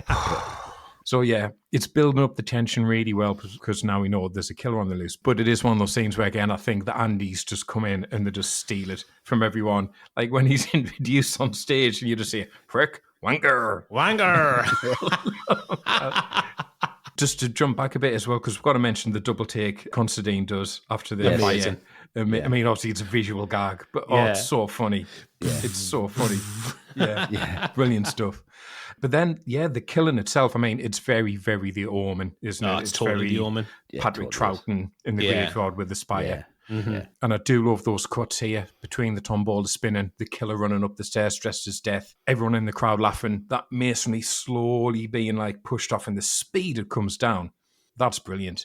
And I think Wright holds that shot just long enough of that masonry stuck into Tim's torso. Like the head's just gone. Top just off. walking, just tottering around. Just wobbling just enough. Yeah, just enough. And I know it was done with a dummy against a green screen and the head was filled with explosives and they detonated at the point of impact. Right. And, classic Wright and Pegg does loads of foreshadowing before this because you look at Skinner, what's he doing? He's in charge of Splat the Rat, which is obviously what... Splat the Rat! Splat the Rat, which is obviously what Tim is. Screaming it. You're screaming it really violently. When Tim's name gets pulled out, they forget, Tim, your number's up. Brilliant. So loads of foreshadowing, but it's just one of these scenes that sums up how ridiculous this police force is. Frank dressed as a cowboy, straight away, it's an accident, it's been a terrible accident. Yeah. But it's Fisher for me, just wandering around like with his face painted as Spider-Man. With his little kid also painted as Spider-Man. Like, what a bunch of clowns. Really funny scene, but it's the inconvenience really for the Andes as well. It's like, can you question people or can you lock the scene off? And like, no one wants to do the job. They don't at all. No. It's great. So with bodies piling up like Midsummer Murders, the accident excuse can't last for too much longer. No. After Tim is killed, Nicholas has a run-in with Danny, but continues to build his case. They very, very quickly make up, and by way of a peace offering, Nicholas pops out to buy him a birthday present. And Westy, you're picking it up from here. Yeah, when they go to Leslie's. This is page 3. Here we go. Okay. And there's foreshadowing that Matt mentioned. I was just about to pop off, actually. Yeah. Brilliant. Yeah, great. And, that whole monologue, that whole delivery. God rest him. God rest her. God rest him. God rest him. God rest her. Oh, God rest his soul. And it does that slow push. Yeah. It's just at this point where I go, this is too much. It's just too much. There's 10, I've counted it, there's 10 cuts of Angel coming through the window and lying on the floor and getting up. 10 cuts. Stop in the name of the law.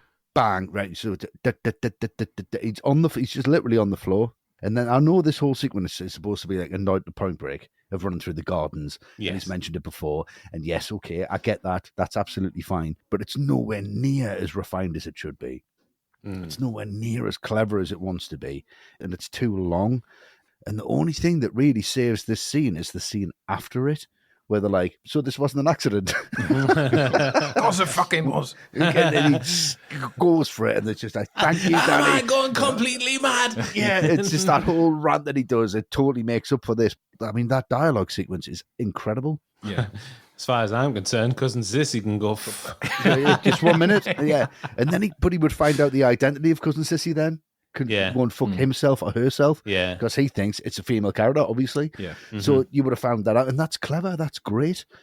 But it's just too many cuts. It's great, but it should have just been done a lot quicker and just with a little bit more thought. I think they're just throwing too much in there, I think.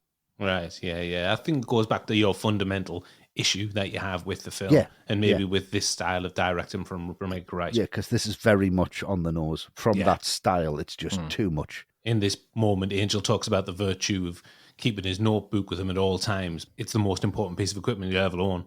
Yeah. And the one time he leaves it in his car, this is when Leslie buys it. Yeah, so he goes back for it. I like that, yeah. After this, though, there's two scenes that are definitely two of my favourite scenes.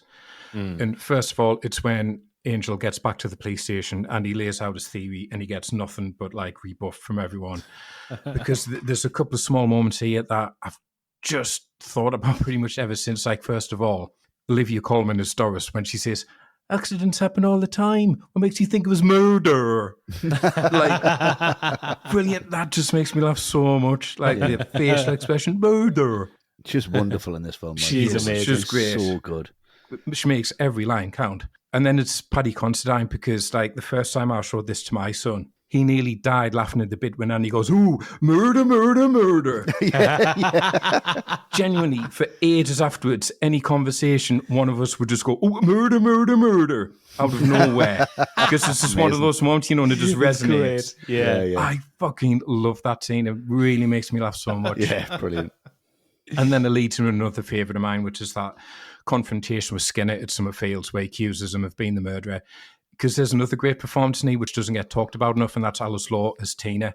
I love the fact she does nothing all day but just hang about Skinner's office, drapes herself all over him like a gangster's mall, or has her feet up on the desk just doing her nails. Brilliant. I'm sure we've all done that type of kind of retail job, and there's been someone who is like Tina. You just think, they don't do anything all day. Yeah, how did they get away with it? How did they get away with it? Just Got a flirting with the second job, manager. though, hasn't she? We're going to get into that. Yeah, his view on that is amazing. That smile. He's brilliant. He's brilliant. And like again, she's somebody like Olivia Colman. Just every line is brilliant. You know, Mr. Skinner to the manager's office, Mr. Skinner. Mr. Skinner. Really great. And again, got to talk about Dalton. Amazing. He is so smug, acting the innocence. And the funniest thing is, Angel has this incredibly convoluted theory that in any other murder mystery of this kind, that would be what's been going on. It's all about the property deal. Yeah. And the funny thing It's is, like glass onion. it is. It's yeah. And that's what's funny about it. It's got nothing to do with that. And there's just loads of lovely character moments. Frank's face when he realises Angel has just embarrassed himself here, and he's doing all the wincing in the background. Wesley's mentioned, but when Skinner says Tina has another job as a table dancer, and you cut to Constantine looking really sleazy at her until Spall clocks him, and then he gets a serious face back on again. It's so good. It's brilliant stuff. Two scenes. I really love these scenes. And can you remember the name of the table dancer place that Tina works at? Is it Flappers or something? It's Flappers. Flappers. Of course it is. Constance is like, yeah, she does. I've seen her there. Yeah. Great when Skinner says, very entertaining, Nicholas, but I think maybe you've been watching too many films. And Danny butts in from the background. He hasn't. He hasn't. No, he hasn't. Yeah. And that shot of Skinner smiling next to his own picture. Yeah. Surely you're not Lloyd Bridges. Oh, yeah. In Airplane. Yeah, Definitely. Yeah, absolutely. Yeah. Well, after many failed attempts to get the bottom of the mystery, including the one you've just gone through there, Matt, and picking up where the penny finally drops, they're all in on it at the NWA Castle meeting. Yeah. Funny when Skinner is trying to justify that he killed Martin Blow because he was a terrible actor. I murdered him because, well, he murdered Bill Shakespeare. Nicholas says, what? Oh, yeah. And Frank's transformation from oblivious inspector to satanic ringleader is totally believable when he enters in like the spectre of death, explaining about his wife's demise. Yeah. Really works. And Nicholas is devastated when Danny shows up. Yeah. Oh, the pain on his face. Yeah. And there's absolutely nowhere for him left to turn. He's being done up like a kipper, which does beg the question, I suppose, why would Sanford accept a big city cop to join their force, particularly after Sergeant Popwell, if they're just going to have to bump him off anyway? Yeah. Because they're not bothered about bumping him off. I know, but it would be a lot of red off everyone. Yeah, not killing everyone that comes in. Yeah. But don't accept any outsiders then? Well, yeah, but it has to happen just to maintain that status quo, doesn't it? Of course you've got the living statue, kill him. Yeah. 12 o'clock, 1 o'clock, 2 o'clock. That's really funny. That's great. But nevertheless, it's great when Nicholas makes a run for it and he uncovers all the dirty secrets lurking below. I think it's quite spine-tingling sequence in amongst all the filth and the rats and the cobwebs of the crusty jugglers, dogs, kids, travellers, and the great big bushy beard of Sergeant Popwell. Yeah. But there's a great reveal at the end of this sequence when Danny knifes Nicholas, and we later find out that it's tomato ketchup, which is expertly set up in the pub earlier. Yeah. But not only that, Nicholas is Danny's equivalent of Bodie from Point Break. He'd never kill him because he loves him. Yeah, he loves him so much. So much.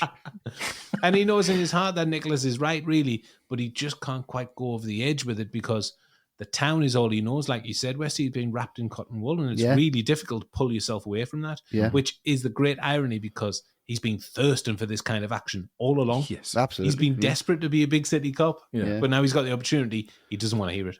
Yeah. Not yet, anyway. No. Yeah, it's coming up. So with Nicholas packed up and on his way to London, the village can go back to concentrating on winning the Village of the Year award. Go back to London.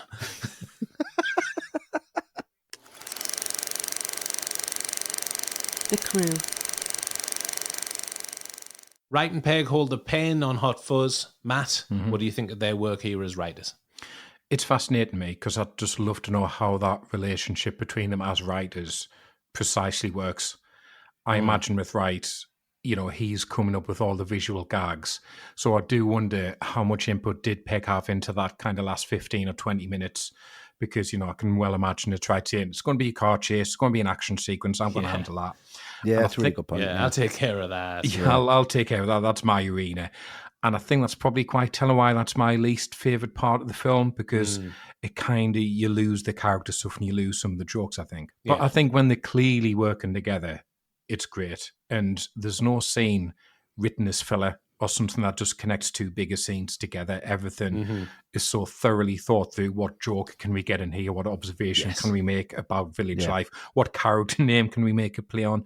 What seed can we lay in the scene that we're going to pay off 90 minutes later?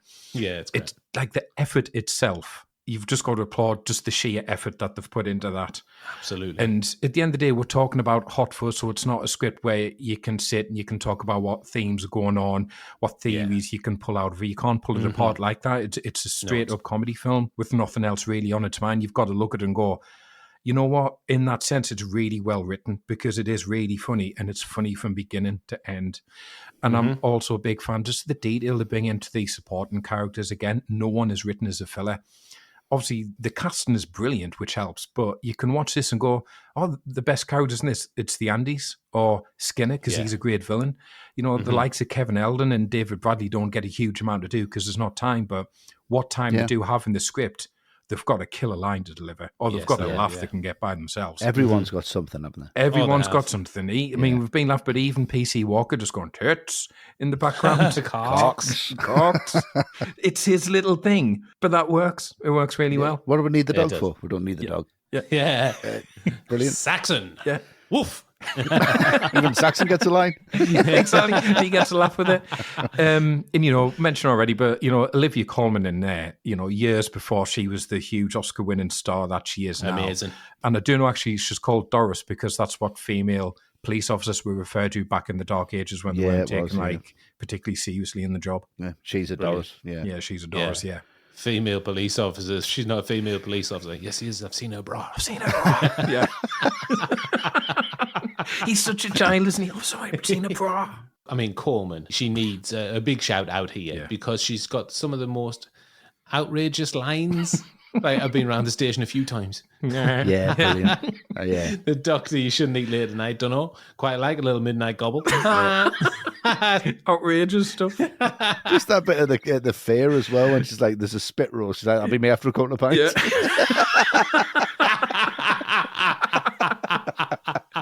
It's so fast. It's fucking great. Wonderful. When it's Danny's birthday and she comes out with a pair of comedy boobs on. Yeah, brilliant. Unbelievable. And the Andys, yes. Outrageous hard-ass police stereotypes. Just throwing shade all over Nicholas for absolutely no reason. Yeah. There's always this rival police partnership that are loggerheads with the leads, like in Beverly Hills Cop. Yeah. There's always a rival partnership. Yeah. Great. Skid marks. Now he's being childish. Now he's being childish. Yeah, it's the way they work off each other. It was like Constantine doing the whole Kalashnikov. Yeah. And then Spall doing the head. Yeah. It's great. And we've mentioned the hilariously titled NWA, the Neighborhood Watch Alliance. Brilliant. Brilliant. Which, I mean, obviously NWA, it's a rap group. If you don't know, I couldn't possibly say what the NWA stands for there. Something with attitude. The Straight Outta Compton. That's Straight Outta Compton. That's all you need to know. But the group is littered with old school British acting talent, a lot of which have had notable villain roles in other films. You mentioned Billy Whitelaw, plays Joyce Cooper, the owner of the B&B. Where Nicholas stays, she plays Mrs. Baylock in The Omen amazingly. Yeah, she really does. And there's loads of references to The Omen in this film. Paul Freeman plays Reverend Philip Shooter. He was Belloc in Belosh. Belosh. We call him Belosh. Belosh. Belloc. And this one is unbelievable to me when I was doing the research. Stuart Wilson plays Dr. Robin Hatcher. Yeah. And I just never made the connection. But this guy played Jack Travis in Lethal Weapon 3. Yeah, Lethal Weapon 3, of course. Yeah. The good stuff, Jesus. The good stuff. We can put our initials in there. Yeah. He's great in Weapon 3 as well. And as the film was partly inspired by The Wicker Man, it only seems right that Edward Woodward is cast as Tom Weaver, the CCTV obsessive. Yes. Yeah. Just an amazing cast. Yeah. Well, I wanted to talk about the action side of things in the screenplay. It's crammed with references to the genre with huge affection, maybe not to Westy's tastes, or maybe not even to Matt's tastes. Okay. But the film itself was a play on the classic two-word titles of various action films that had come before it, most of which generally have very little to do with the film. Black Rain, Lethal Weapon, Hard Target, Road Deal, etc. Wright initially wanted to call it Hot Fuzz, hot with 2 T's, to mirror his observation that a lot of these films have the same number of letters in each word. Lethal Weapon, Point Break, True Lies. All right, yeah. But this idea was thrown out by Simon Pegg, who didn't want to have to answer the question about the double T in every single interview he did for the film. That's a good point. You would be, wouldn't you? Yeah. Pegg commented that a lot of action films seem to be generated from 2 hats filled with adjectives and nouns, and you just pull one out each and say, yeah, that works. And then, in a nod to the Dirty Harry films, the police officer who preceded Nicholas Angel, we've already talked about Sergeant Popwell. Albert Popwell was an actor who appeared in 4 of the Dirty Harry films, but as a different character each time. But probably his most notable one is he's the bank robber at the start of the original Dirty Harry. Hey, I gots to know. Hey, man, I gots to know. Angel's lists of impressive feats are listed in the opening montage, as we've seen. He's received 9 special commendations, among which for Operation Shakedown, Crackdown, Showdown, and Takedown. Which is fucking great. It's a nod to Pete Seeger's song Shakedown for Beverly Hills Cop 2, which is wonderful. What a song. Take down, shake down, you're busted. Yeah. great Brilliant. Song. Yeah. And then another nod to Lethal Weapon we get is when the NWA meet in the castle and Joyce makes the announcement that Janice Barker has decided to name her twins Roger and Martin, which is obviously Murtaugh and Riggs. Love that. Yeah. Wright said with Hot Fuzz, it's not so much that there are that many specific film references. Disagree. But he said there are some like Point Break and Bad Boys too, but then overall it feels like being dipped in genre chocolate.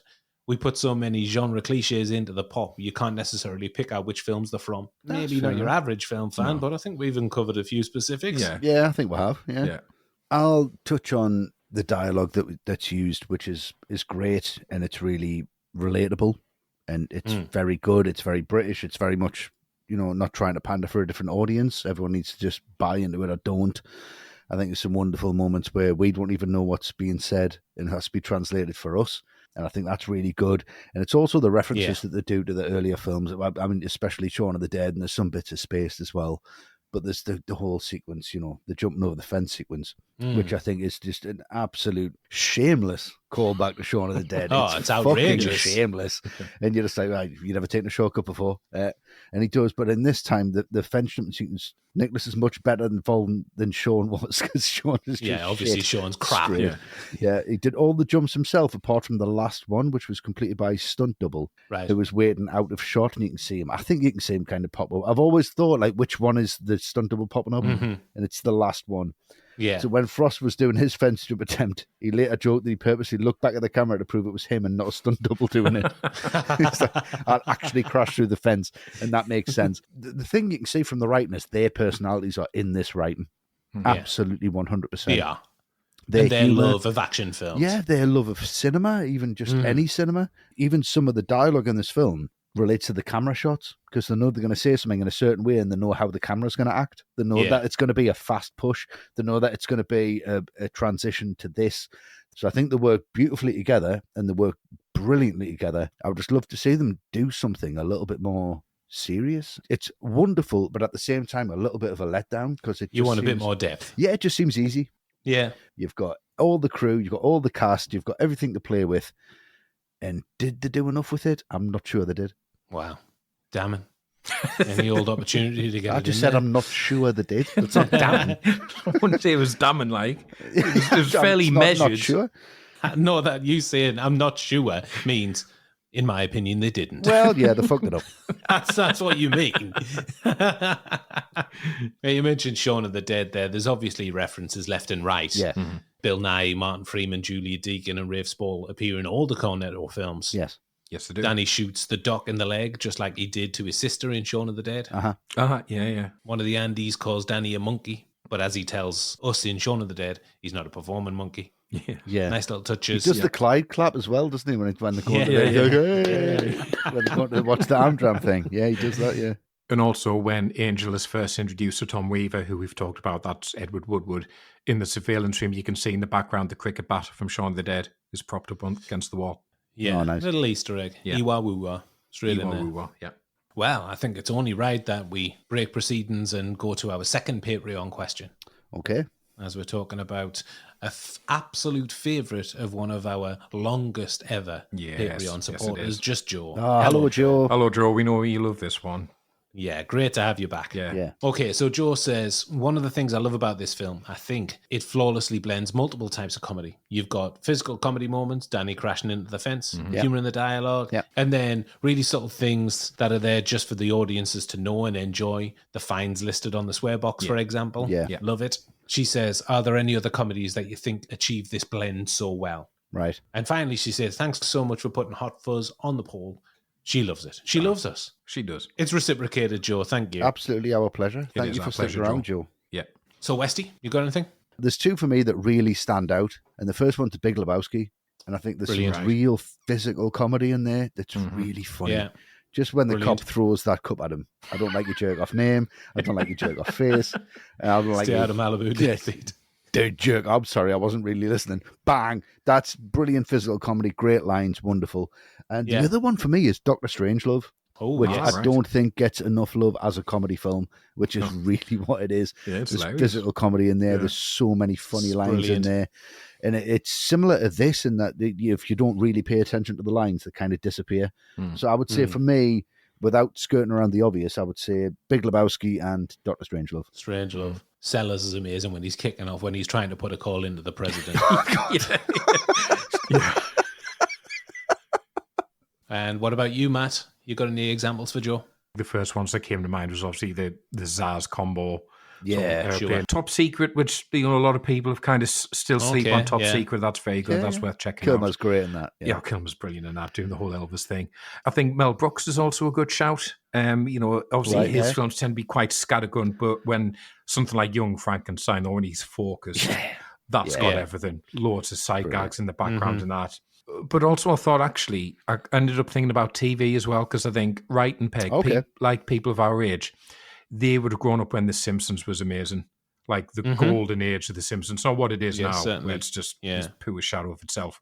But, those golden years when you would have episodes like the Cape Fear episode, which is just packed full of side gags and great dialogue.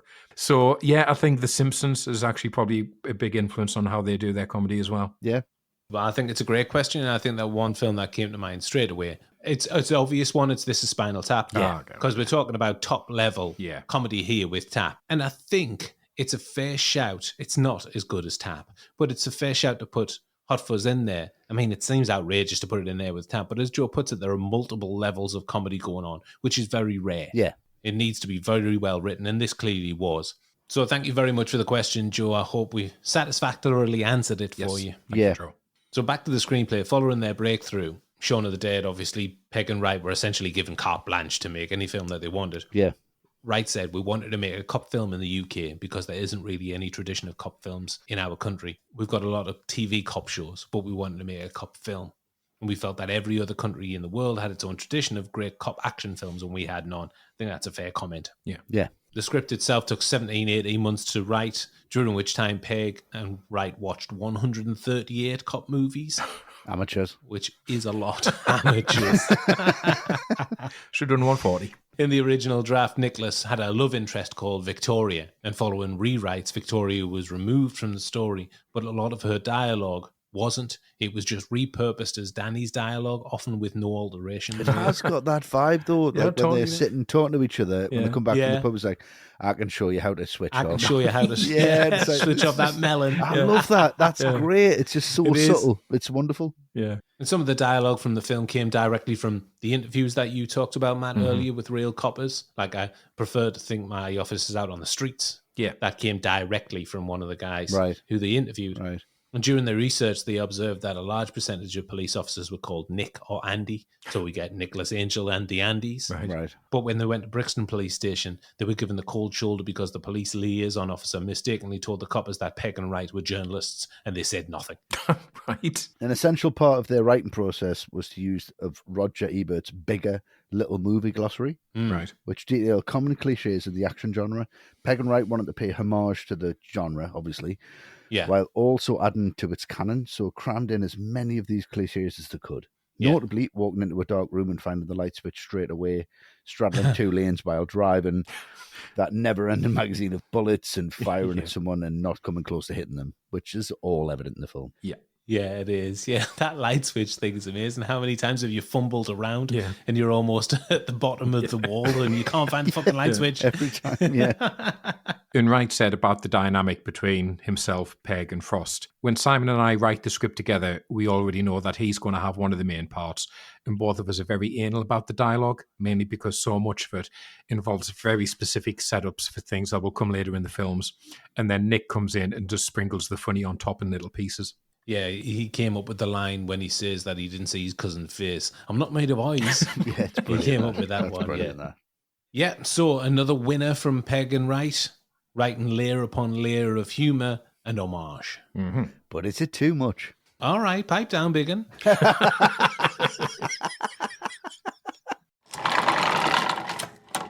The music in the film was provided by David Arnold, showing up again after you fellas talked about him on Casino Royale. Mm-hmm. Yes. And there are some notable songs in the soundtrack. So the music in the film, fellas. Westy, do you want to go first? Yeah, I think the music's really, really good. I think the main thing that I've written down is I would have loved a theme. Mm. The music's great, but you can't quite engage with it. I think if they put as much thought into it as they had with the visuals and all these gags and all the foresight and all of the this is going to happen later on and whatever else, if they had more musical cues instead of dialogue, I think it might have been just a little bit more intelligent in the way that it was delivered. Because Shaun of the Dead, I love that soundtrack. I think there's some stuff on there where I just go, yeah, that really makes sense. The action sequences, the music is very, very in keeping with what they're trying to do visually. It's very much like an 80s action kind of vibe, and it drills up. But it never has the foreground. There's so much going on with the dialogue. There's so much going on with the visuals. And I think it's edited so heavily that it's impossible to have a consistent soundtrack because everything's just switching so fast. The only time that the soundtrack really stands out for me is over the final shootout. I needed more musical cues, and then I needed more to push the emotion. Hand on heart, I don't think that's what they were looking for. I don't think the music was really important. I think the music was there just to be like, oh, put that over when we haven't got any dialogue, and there's very limited moments for that in the film. So that's why we get very limited moments of music, and that's why it is, unfortunately, quite forgettable and doesn't really slam home for me. Wow. More shade from Westy. Fucking hell, I'm sorry. I'm trying to be as polite as possible with it. I think the soundtrack is a bit of an improvement on Shaun of the Dead, to be honest. It must have something to do with the budget, but I think it works thematically. Goody Two Shoes in the opening. Perfect for Nicholas, perfect beat for that upbeat montage as well. There's 2 Kinks songs, which are great. Village Green Preservation Society. Fantastic. Not a massive fan. It's just wrong choices for me.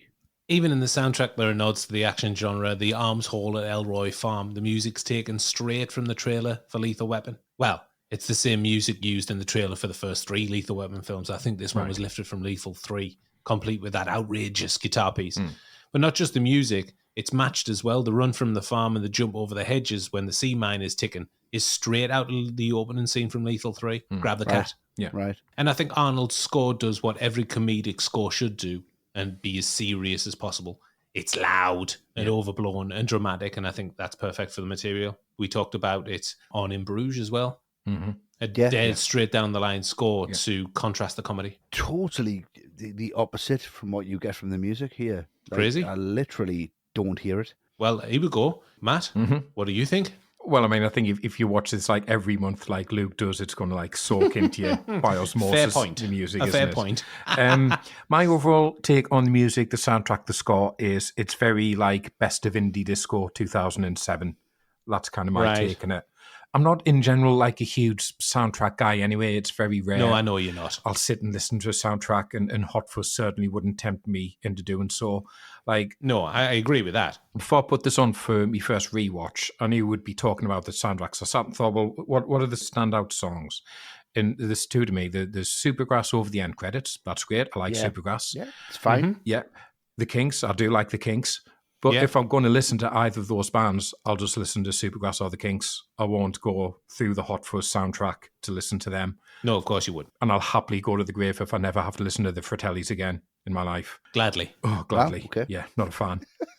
Go to me grave. Yeah, I just Dramatic. can't stick the Dramatic about Fratellis. the Fratellis, I'm sorry. Fucking hate the Fratellis, man. All right. If you think about Shaun of the Dead, what was the scene that everybody talked about? Kill the Queen, Don't Stop Me Now. Yeah. It would have been so easy for them to just repeat that. And I think it's to the credit that actually they don't do that. They back away from that guy. I'm sure it would have crossed their mind at some point, but they don't. Yeah, the soundtrack, it's great songs, but they're not great because they're in Hot Fuzz. Do you know what I mean? No, I agree with that. Yeah. I don't think it's like a standout soundtrack. No. I just think thematically it works a bit better. Yeah. So director Robert Rodriguez contributed to the score by doing the music for two scenes. Okay. One where Nicholas is in the shop, having left Sanford. Oh, And yes. one when he tools up in the big showroom. Rodriguez only saw these scenes from the film and nothing else. Oh, wow. Right. Wright said Rodriguez got the soundtrack, the gun fetish sequence, and he was probably loving that. He's like, I'll soundtrack the gun fetish sequence. Yeah, that's straight up the line for me. If you want somebody to soundtrack a gun fetish sequence, get the big one in there. Yeah. Well, of course. He probably only saw two scenes, much like you, Westy. Probably has the same opinion of the film as you. Too many cuts. Too many cuts Although for my Rodriguez taste. saying that is No, taking the that, piss. that's ridiculous. You definitely didn't say that. Yeah. So a mixed bag on the score and soundtrack front, but I think overall, thematically, it works. Yeah, well, thematically, they all fit in. Finally, we have cinematography from a relative unknown, Jess Hall. Matt, thoughts on Jess Hall's work here? Well, I think the film looks great for a start. I think it looks very, very Edgar Wright. The main point I wanted to make about the cinematography is that you go back to Shaun of the Dead and he was working with David Dunlap, and we talked about this. They had a pretty colossal falling out, practically weren't speaking to each other, didn't get on personally, Wright felt he wasn't respected. So the overriding feeling I get here, I don't think there's any shot he had to fight over. I don't think there's any moment he had to justify to Jess Hall. I think Jess Hall, like all DP should do probably, is just produce work that feels extremely harmonious with the director's vision. And I think overall it's a film where I think I can see every penny spent on this, because I think the key thing about Hot Fuzz that I imagine Wright wanted to avoid, and it is a potential pitfall, is that it just looks like a TV episode, but a 2-hour one. And it never does. Yeah. It does feel and look cinematic. And I think Hall has to take the credit for that. I mean, we've talked about mixing genres in this film, comedy, action, horror, and I think that it's a credit to the likes of David Arnold and Jess Hall that they were even able to keep up with Wright, because he's flying at 1,000,000 miles an hour. Yeah. I think the biggest compliment I can give Jess Hall is that he matches Wright's vision. Like you were saying, Matt, the horror movie scenes are framed like Black Christmas. The action scenes are straight out of the Joel Silver handbook. Yeah. There never seems to be an imbalance with the visual style and the way the camera captures this. Sounds like I'm playing it down, but it's incredibly competent work from Hall. Yeah. And that's exactly what Edgar Wright would have wanted, I imagine. Yeah, I feel exactly the same way. I mean, the amount of cuts that are in this film, and a cut from left to right, front and back, and have everything match lighting-wise, have everything match to the way the camera movements, to everything else. It really is a headache. Yeah. Just all to do. It's like, what the fuck? We're going to cover this from 9 angles with one camera? Oh, okay, fine. And I think he does really, really good work, really competent work. And I think he does ground Edgar Wright in the cinematography of this. There's some elements of this where he's really appreciating the frame. Yeah. And he works with it. And he works with the camera. And he didn't do that as much on Shaun of the Dead. I think it's all about what was happening in the frame. this uses the frame a little bit more as opposed to the action inside of it. And I think a lot of that is down to Jess Hall. And to have this many cuts, and I know it gives me a migraine, but it works. It does work. It really does work. And if you're into that, he's done an incredible job by matching, a back cut to a front cut to all the light and everything that needs to be done on that set at that time. With, I would imagine, with the budget, probably about 2-3 cameras at that point. He does a wonderful job. I don't envy him at all. No, not at all. Well, it's quite telling that he never worked with Edgar Wright again. There you go. Yeah. It's had a big lie down afterwards. Yeah. He still hasn't done anything else since. Hasn't got up yet. Still having a lie down. So a great crew helping Wright capture his vision. Good soundtrack choices with Arnold and Jess Hall doing their bit to keep all the plates spinning. Yes. Yeah. The end. Ignoring Danny's advice and the threat of the entire village, Nicholas returns to the scene of the crime, takes out a farmer and his mum, and tools up ready for action. There's no doubt that Sergeant Angel is back. Check out his horse. Not exactly. This is a great sequence. Like you guys say, it does turn into a little bit of a different film at this point, and it goes into full action mode, and it goes into Edgar Wright going, I know exactly what I'm doing here, and it's kind of like he's just taking a breath and going, right, I know this is it. It's a shootout. It's fine. And he turns up the ice. He's got the toothpick, Cobra, very much so. Into the town on a horse. Didn't know had a mounted unit. Where's the horse come from? Fuck yeah. It makes no sense. No, if it he'd gone in on a bicycle, that would have been a lot funnier because you've got the bicycle gag at the start. It doesn't quite pay off, but it's a homage to all the westerns of the guy, riding into town. It's fine.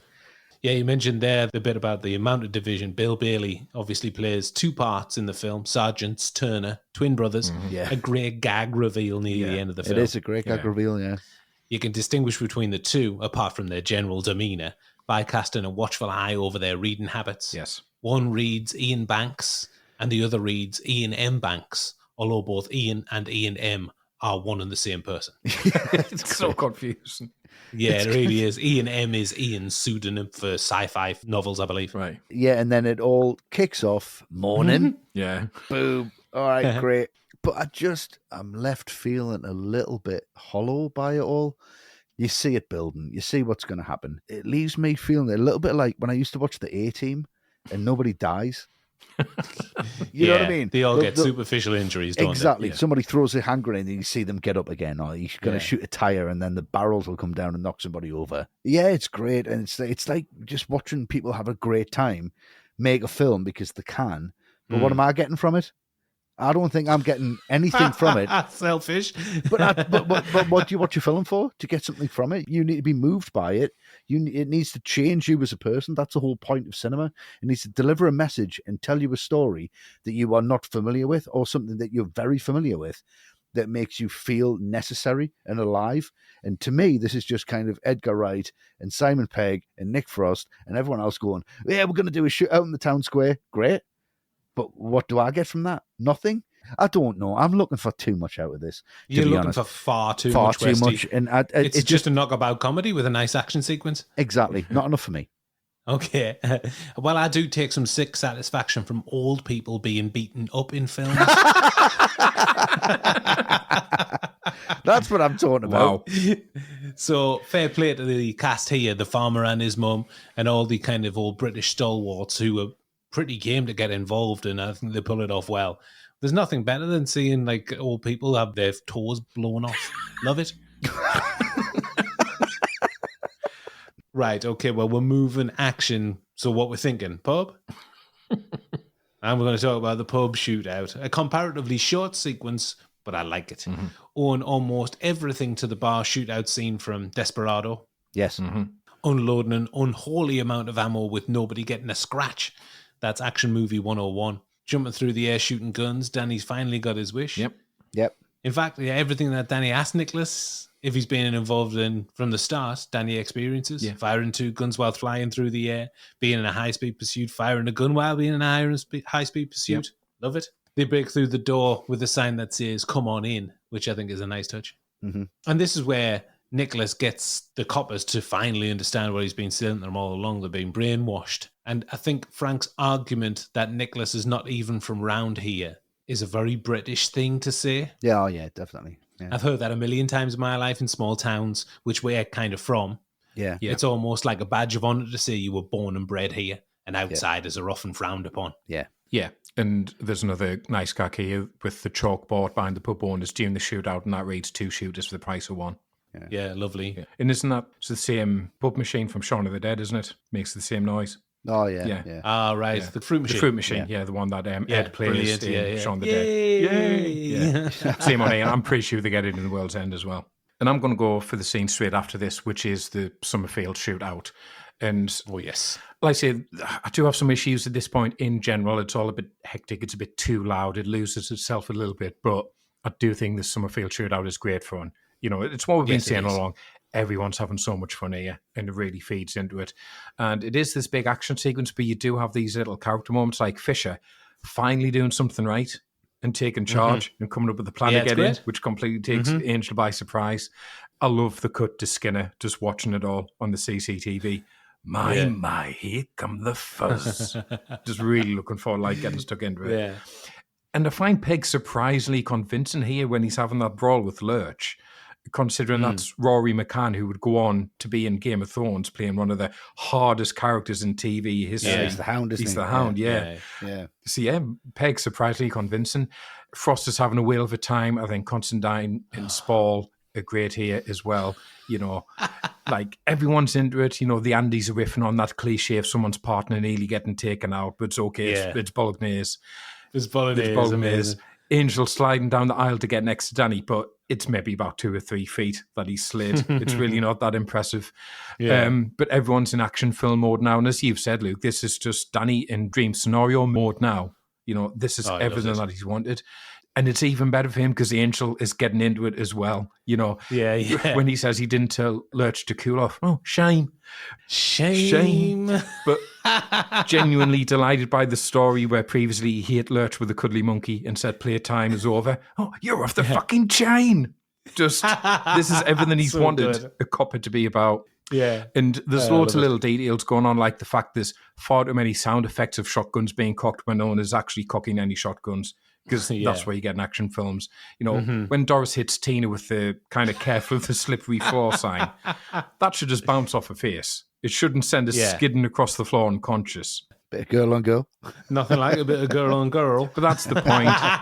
And, you know, I like the way it leans into the cheesy dialogue here, that scene between Angel and Andy. You know, Angel, don't go being a twat now. Wouldn't give you the satisfaction. It's just like, so cringe, but deliberately so. So it knows exactly what it's doing. Wright and Pegg know how to play this scene out. And everyone is just really plugged into it. I find the sequence really fun. Yeah, that's a load of fun. There's loads of quotable lines. It's just a ball. Yeah. The Dolmio thing's amazing. Yeah. The glass at the delicatessen, Wright wanted it to shatter, but it was too expensive to replace because it was curved glass. Yeah. And the sound design, he added in the sound of ricocheting bullets to suggest that Skinner has reinforced his store, anticipating a raid from the Fuzz. But when it came to the trolley ram raid, the glass did actually shatter for real. Right. It looks the bit. Yeah, it does. Yeah. On the subject of gun violence in movies, Pegg had this to say. Men can't do that thing, which is the greatest achievement of humankind, which is to make another human. So we make metal versions of our own penises. Here we go. Yes. And fire more bits of metal out of the end into people's heads. One way of looking at it. Sure. Yeah, the difference between men and women. Yeah, that's so strange. So 3 shootouts for the price of 1. Now that is a criminal discount. Absolutely. With Skinner making a run for it, Danny and Nicholas are close behind in hot pursuit to head him off. And I'm starting with the car chase. Danny and Nicholas are on Skinner and Frank's ass. Another thing that Danny manages to tick off his list. He's so into it that he's even making his own sound effects. Yeah. Bang, bang, when he's shooting the gun.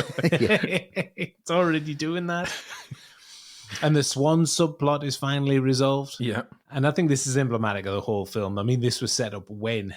An hour and a half ago. Yeah. The Swan was a symbol of how kind of meaningless police life was like in the village. And this is the main source of action for Danny, but becomes a really important beat here. And in the model village scene with Frank later on. I love it earlier on when they're trying to find the swan in the montage. We'll see it on the village green, and Andy gets his nightstick out and extends it. He's so eager to get involved. He's going to batter this swan to death.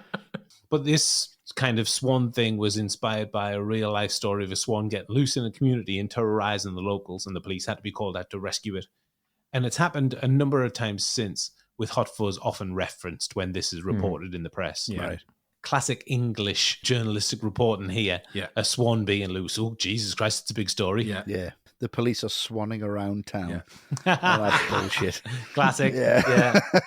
Yeah, I mean, it's all kicking off now, and every scene is just like crashing into the next one. So I'm going to go for the fight in the model village. And again, just another example of how Wright and Pegg set up a joke way at the beginning of the film, only to pay it off later, because Angel now is the big cop in a small town, because he is up in the model village. And it's like the fight with Lurch, like Pegg having a punch up with Timothy Dalton, should feel like it's a complete mismatch. And yet somehow it's not. It's convincing. But as ever for me, it's the details, you know. Really love Skinner just yelling at that kid when he bites him, "You little fucker." Like you said, that thing about like old people getting beaten up. I like just kids getting sworn at is always funny to me. I just find that really funny.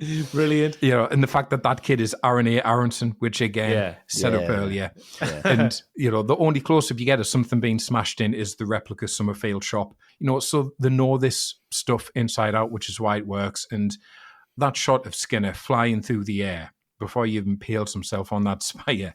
Like, we were talking about cinematic injuries on one of our Patreon episodes a couple of months ago. Yeah. And I don't know how I forgot to include this one. Completely passed me by to include this because that looks so painful. I could live without, though, Danny shooting the gun in the air while yelling, because I think it's too much, isn't it? It's too on the nose. I've got that joke's being told. That's too much, guys. This is my point. This is my point. This is This is our point. No return. You know, the joke's being told. I don't need to see Danny doing it. I know the point is Danny gets to do everything by the end of the film. Yeah, and it's consistent, I suppose. It is. It's just too on the nose, this one for me. I think it would have been funny if he goes to do it, but he's out of bullets. Yeah. And he has to react that. Yeah. But he still does the yelling thing anyway. Yeah. Because he just wants to do it.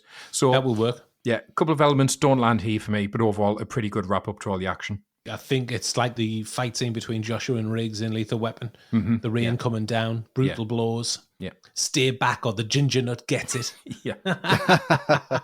Yeah, I'll go for the bit after this. Obviously, they've seen the helicopter appear over them. We've got the bad boys shot, which is, apparent in the shootout. We're going to go to the pub. Again, too on the nose. Really on the nose. Yeah. Motherfucker. Brilliant. But it's when you think everything's fine, as you normally do in action films, and there's one last push, and it's Edward Woodward coming out with a blunderbuss. Blunderbuss. One last explosion. And you know for a fact when you see that mine, or that, something's going to happen with it. And it's a great payoff, and it's just a little bit more than you need. It is good. It is good. I do like that bit. I mean, I know for a fact that to get the effect of the police station exploding, they made a scale model, and that's quite apparent when you watch it again. And they blew it up, and it was all like on fire, and that's what you do. And it's just one push. I think one push too far, a little bit too far of like, this is how we're supposed to end an action film. No, we're going to end it this way, and we're going to end every action film in 4 different ways.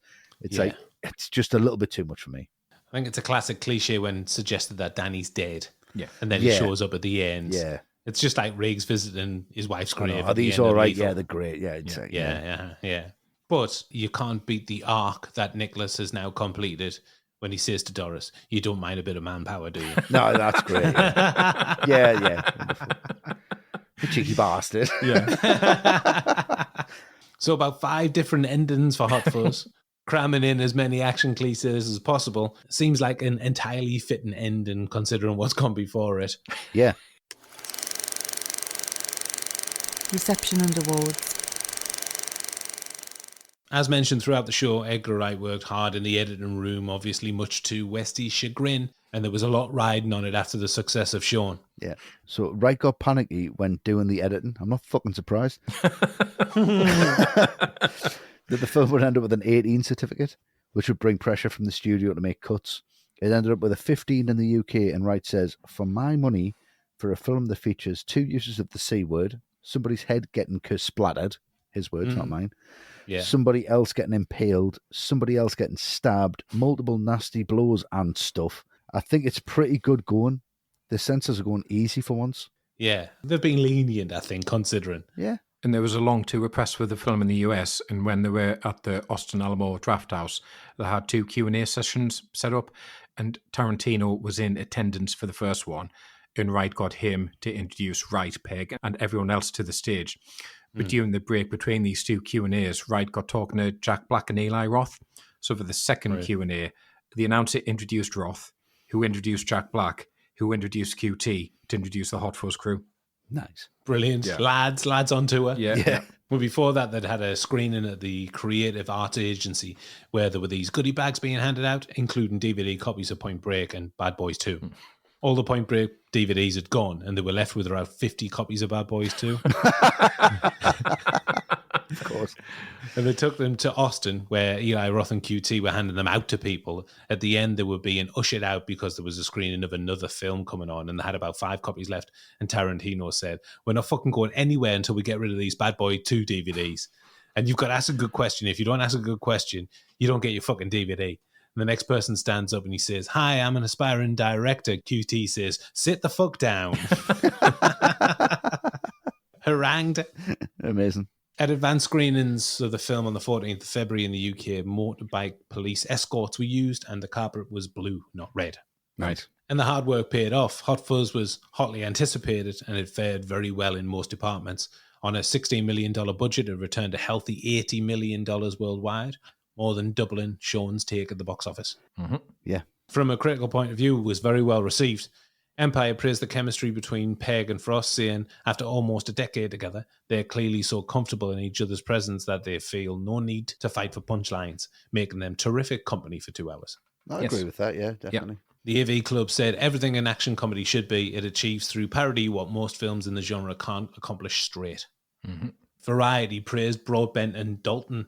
They said, especially good as Angels, hail fellow well-met superior and oily number 1 suspect. Yes, very much. Yeah. But the Daily Mirror only gave the film 2 out of 5, saying that most of the jokes didn't land. But, you know, it's the Daily Mirror, so who cares, right? Yeah. There's no jokes in the Daily Mirror, is there? No, that is the joke. Yeah. And now Hot Fuzz has a Rotten Tomatoes rating of 91% and a score of 7.8 out of 10 on IMDb. No messing with those kind of numbers. Nope. No big numbers. Obviously, there were no major awards to speak of, but Hot Fuzz did scoop the best comedy film at the Empire Awards that year. Okay. Yes. So impressive stuff on all fronts for Hot Fuzz and a reputation that has grown bigger over time, I think. Mm-hmm. Yeah. Sequels and influence. As discussed on our Shaun of the Dead podcast, Hot Fuzz is the second part of Edgar Wright's Cornetto Trilogy, starting with Shaun and ending with World's End. The films are unrelated but share some cast members, Wright's inimitable style, some visual gags, and also a different flavour of Cornetto ice cream. Yes. Strawberry for Shaun, original for Hot Fuzz, and minty for The World's End. Mm-hmm. We got asked the Shaun episode for our rankings on those 3 films, so go back and listen to that for those magnificent insights. You have to be a Patreon supporter or sign up for Apple Podcasts for that one, though. Mm-hmm. Yeah, but You will. there's the incentive. Yes. Of course. We were never going to get a direct sequel because Wright and Pegg just don't do that. They don't, but on following release of the film, Shane Black declared his love for it and issued a press release saying, "On behalf of the nation, I demand a sequel." Ah, well, there you go. I mean, you can't Very argue with grand that. of him. On the sequel, Pegg said, "We already joked about having a Crocodile Dundee reversal of it being Danny in the city. Right. And we also Yeah. had an idea of a spin-off with the Andes with Paddy Considine and Ray Spall. But all of those films, they have an arc. The ones in the Cornetto trilogy, they have an arc and they feel finished. We made Shaun, and the sequel to that is Hot Fuzz, and the sequel to that is The World's End. Yeah. Thematic trilogy rather than direct sequels.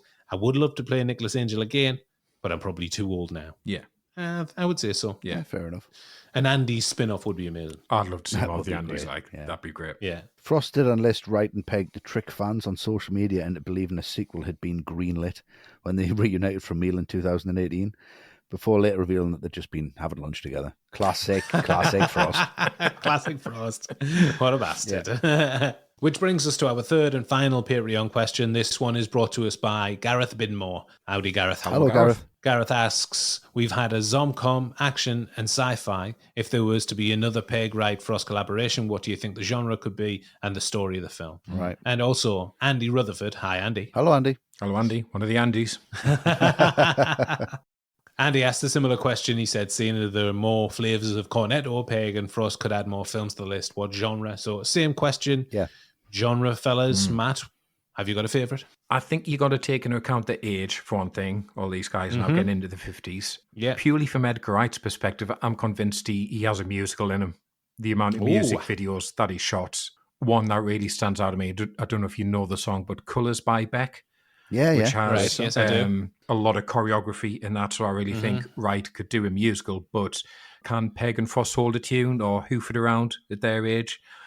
Probably. I would imagine Frost Yeah, can. and he worked with Sparks as well. I think they could be involved. That's true. Yeah, he did the That's Sparks true. thing. Very good. So yeah, maybe a musical, but I think probably more comfortable for the three of them is something where I would reflect the age. And I think the kind of spy film, but the spy film where someone gets mistaken for the spy or someone ends up with a bit of information. North by Northwest. North I by was just about to say Northwest. that, Yeah. Brilliant. I think, 3 Days of the Condor or something like that. yeah, 3 Days of the Condor, something very like nice. 3 Days of the Cornetto. Just do that. that. There we go. Brilliant. Brilliant. Yeah. Just do that, Edgar. Yeah. And listen to the rest of the 2 hours for Westy's recommendations. Yeah, fast forward to that bit. Just listen to that bit. Love you, Edgar. Yeah. So yeah, I think something like that. Lovely. Yep. Yeah. Well, I was thinking the obvious choice is a Western because Wright's first film was A Fistful of Fingers, kind of unofficial, official first film. Yeah. So he's clearly got a love for the genre. But I think it'd be tricky to pull off because you'd have to base it in the UK. Sean, Hot Fuzz, World's End, they've got transferable stories, so you can base them in the UK. Not so much with a Western, I don't think. But what I was thinking is maybe a sports movie. And I was considering their age as well. Pegg and Frost being rival football managers, maybe. Right. Okay. I mean, that's as far as I've got. I haven't fleshed out. Right. I haven't got a treatment for it or anything like that. So if you're listening, Edgar, Yeah. get in touch. We'll flesh it out. Yeah. We'll flesh it out together. We'll thrash it out. We'll make something work. What about you, Westy? I was the same as you. Look, the obvious choice is a Western, Yeah. which they touched on with him riding into town on a horse, and that's all there.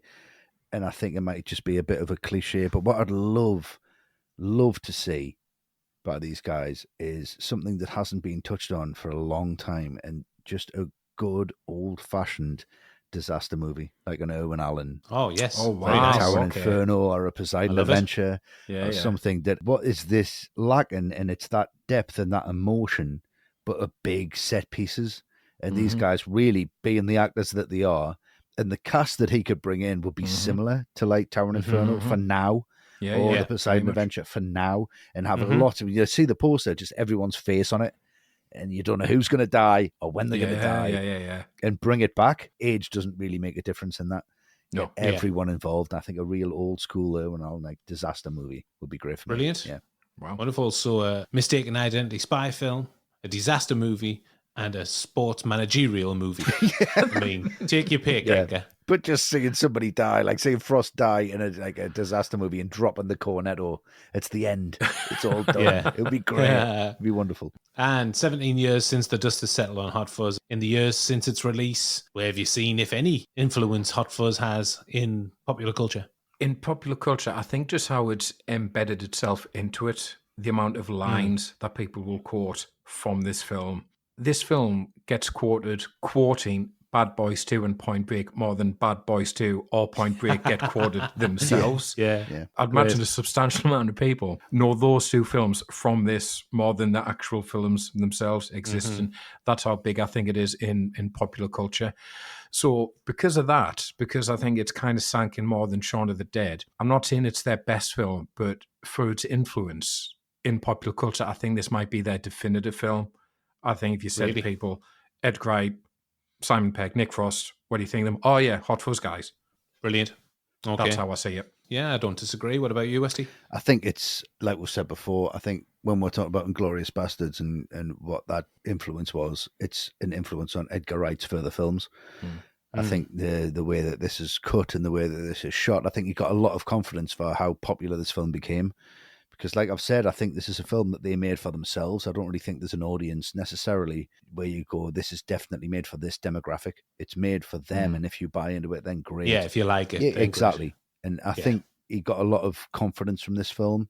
So I think that the influence in this is, you can see it more in Edgar Wright's work, and the more the confidence that he's built from this.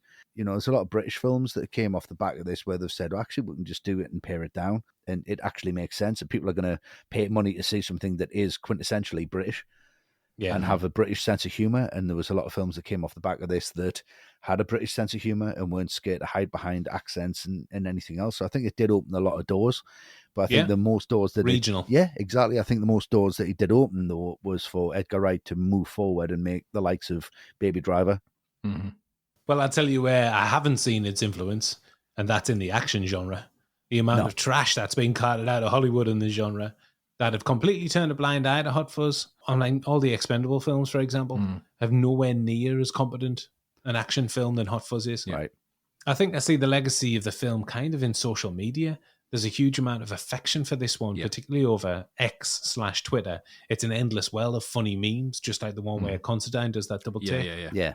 Great stuff. And I just think its reputation has grown since its release, and that's very, very visible. It's got a very visible online presence. It really does, yeah.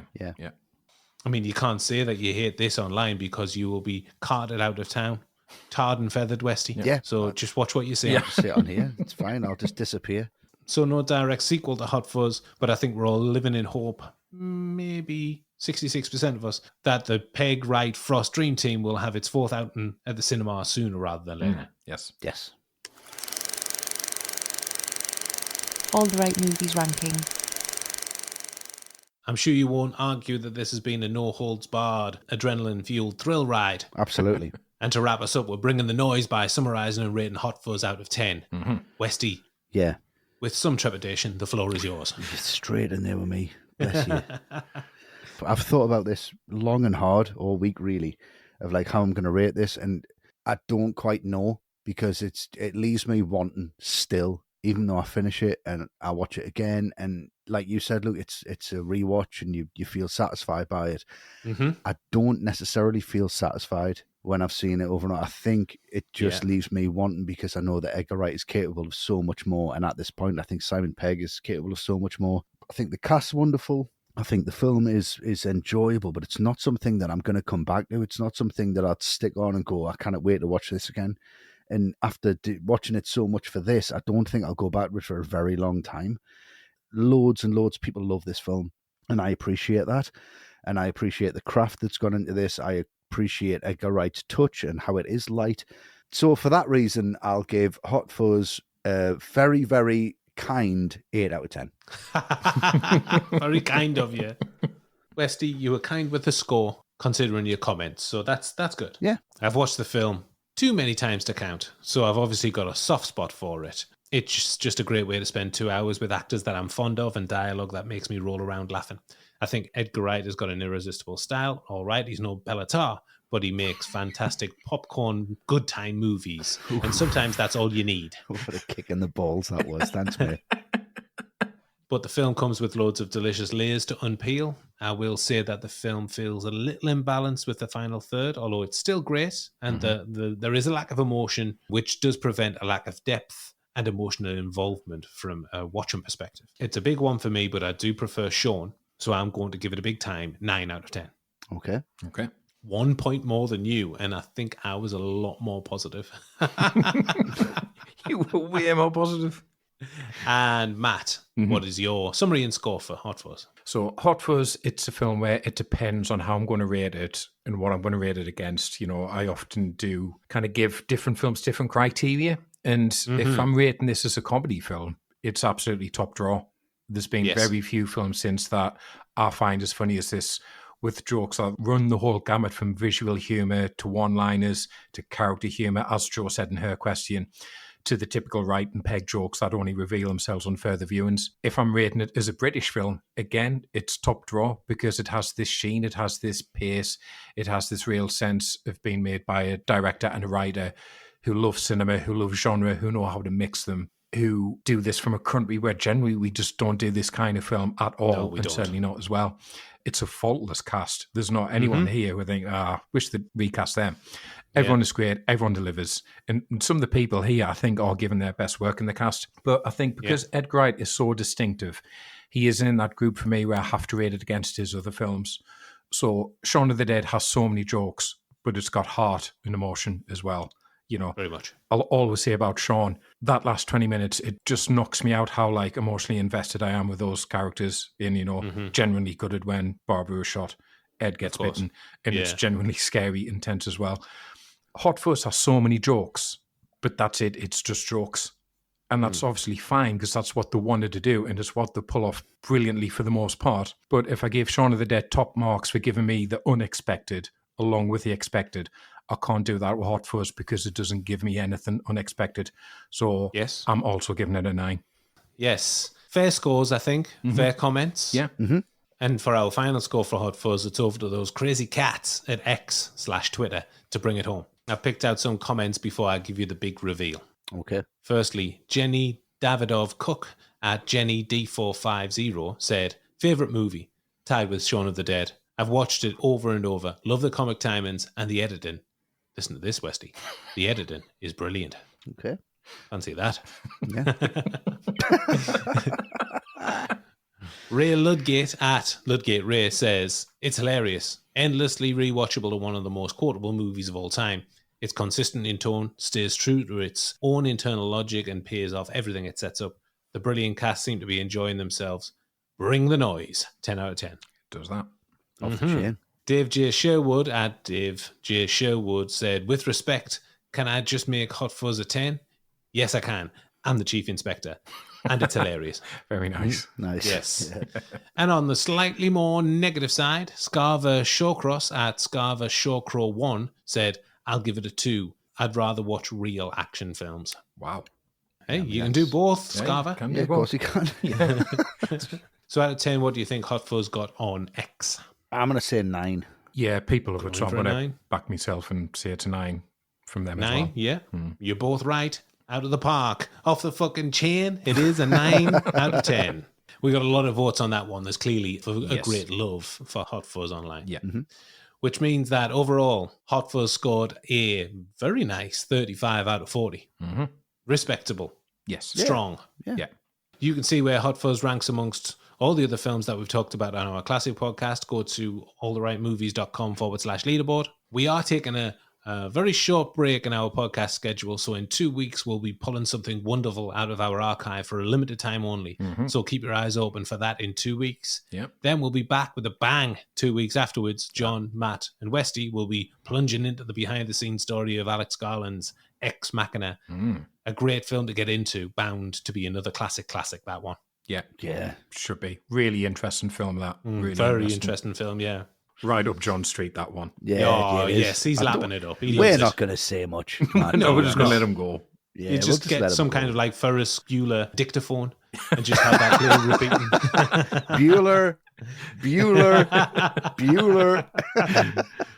For our Director's Chair tier patrons, the three of us here talked about two of the best from Dustin Hoffman, Marathon Man and Tootsie. Yes. That came out last week. Lots so of sign fun. up Yeah, to great be a fun, that one. Director's Chair tier patron and get your hands on that one.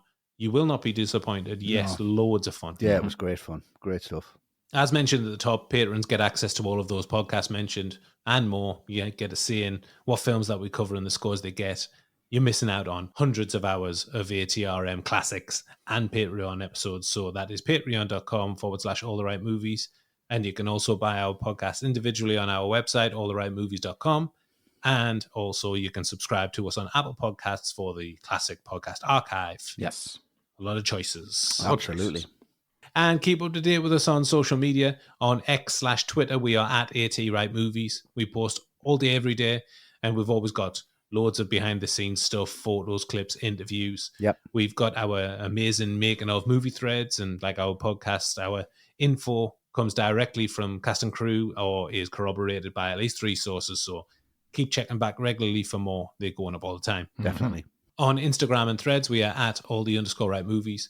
TikTok, it is at all_the_right_movies. We've got our Facebook group, which is gaining a lot of traction, and there's a lot of very nice conversations to be had there about movies and nothing else. Absolutely. Yes, definitely There's nothing nobody doing it better than we are right now. So No, get involved. yeah, there's a song there somewhere, Westy. I think so. It might be a Bond tune. I don't know. Maybe.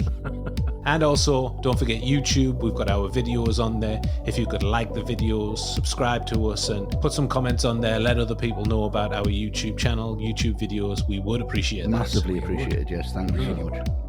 And if you love what we do on the podcast, please spare a bit of time to give us a rating on Apple Podcasts and Spotify.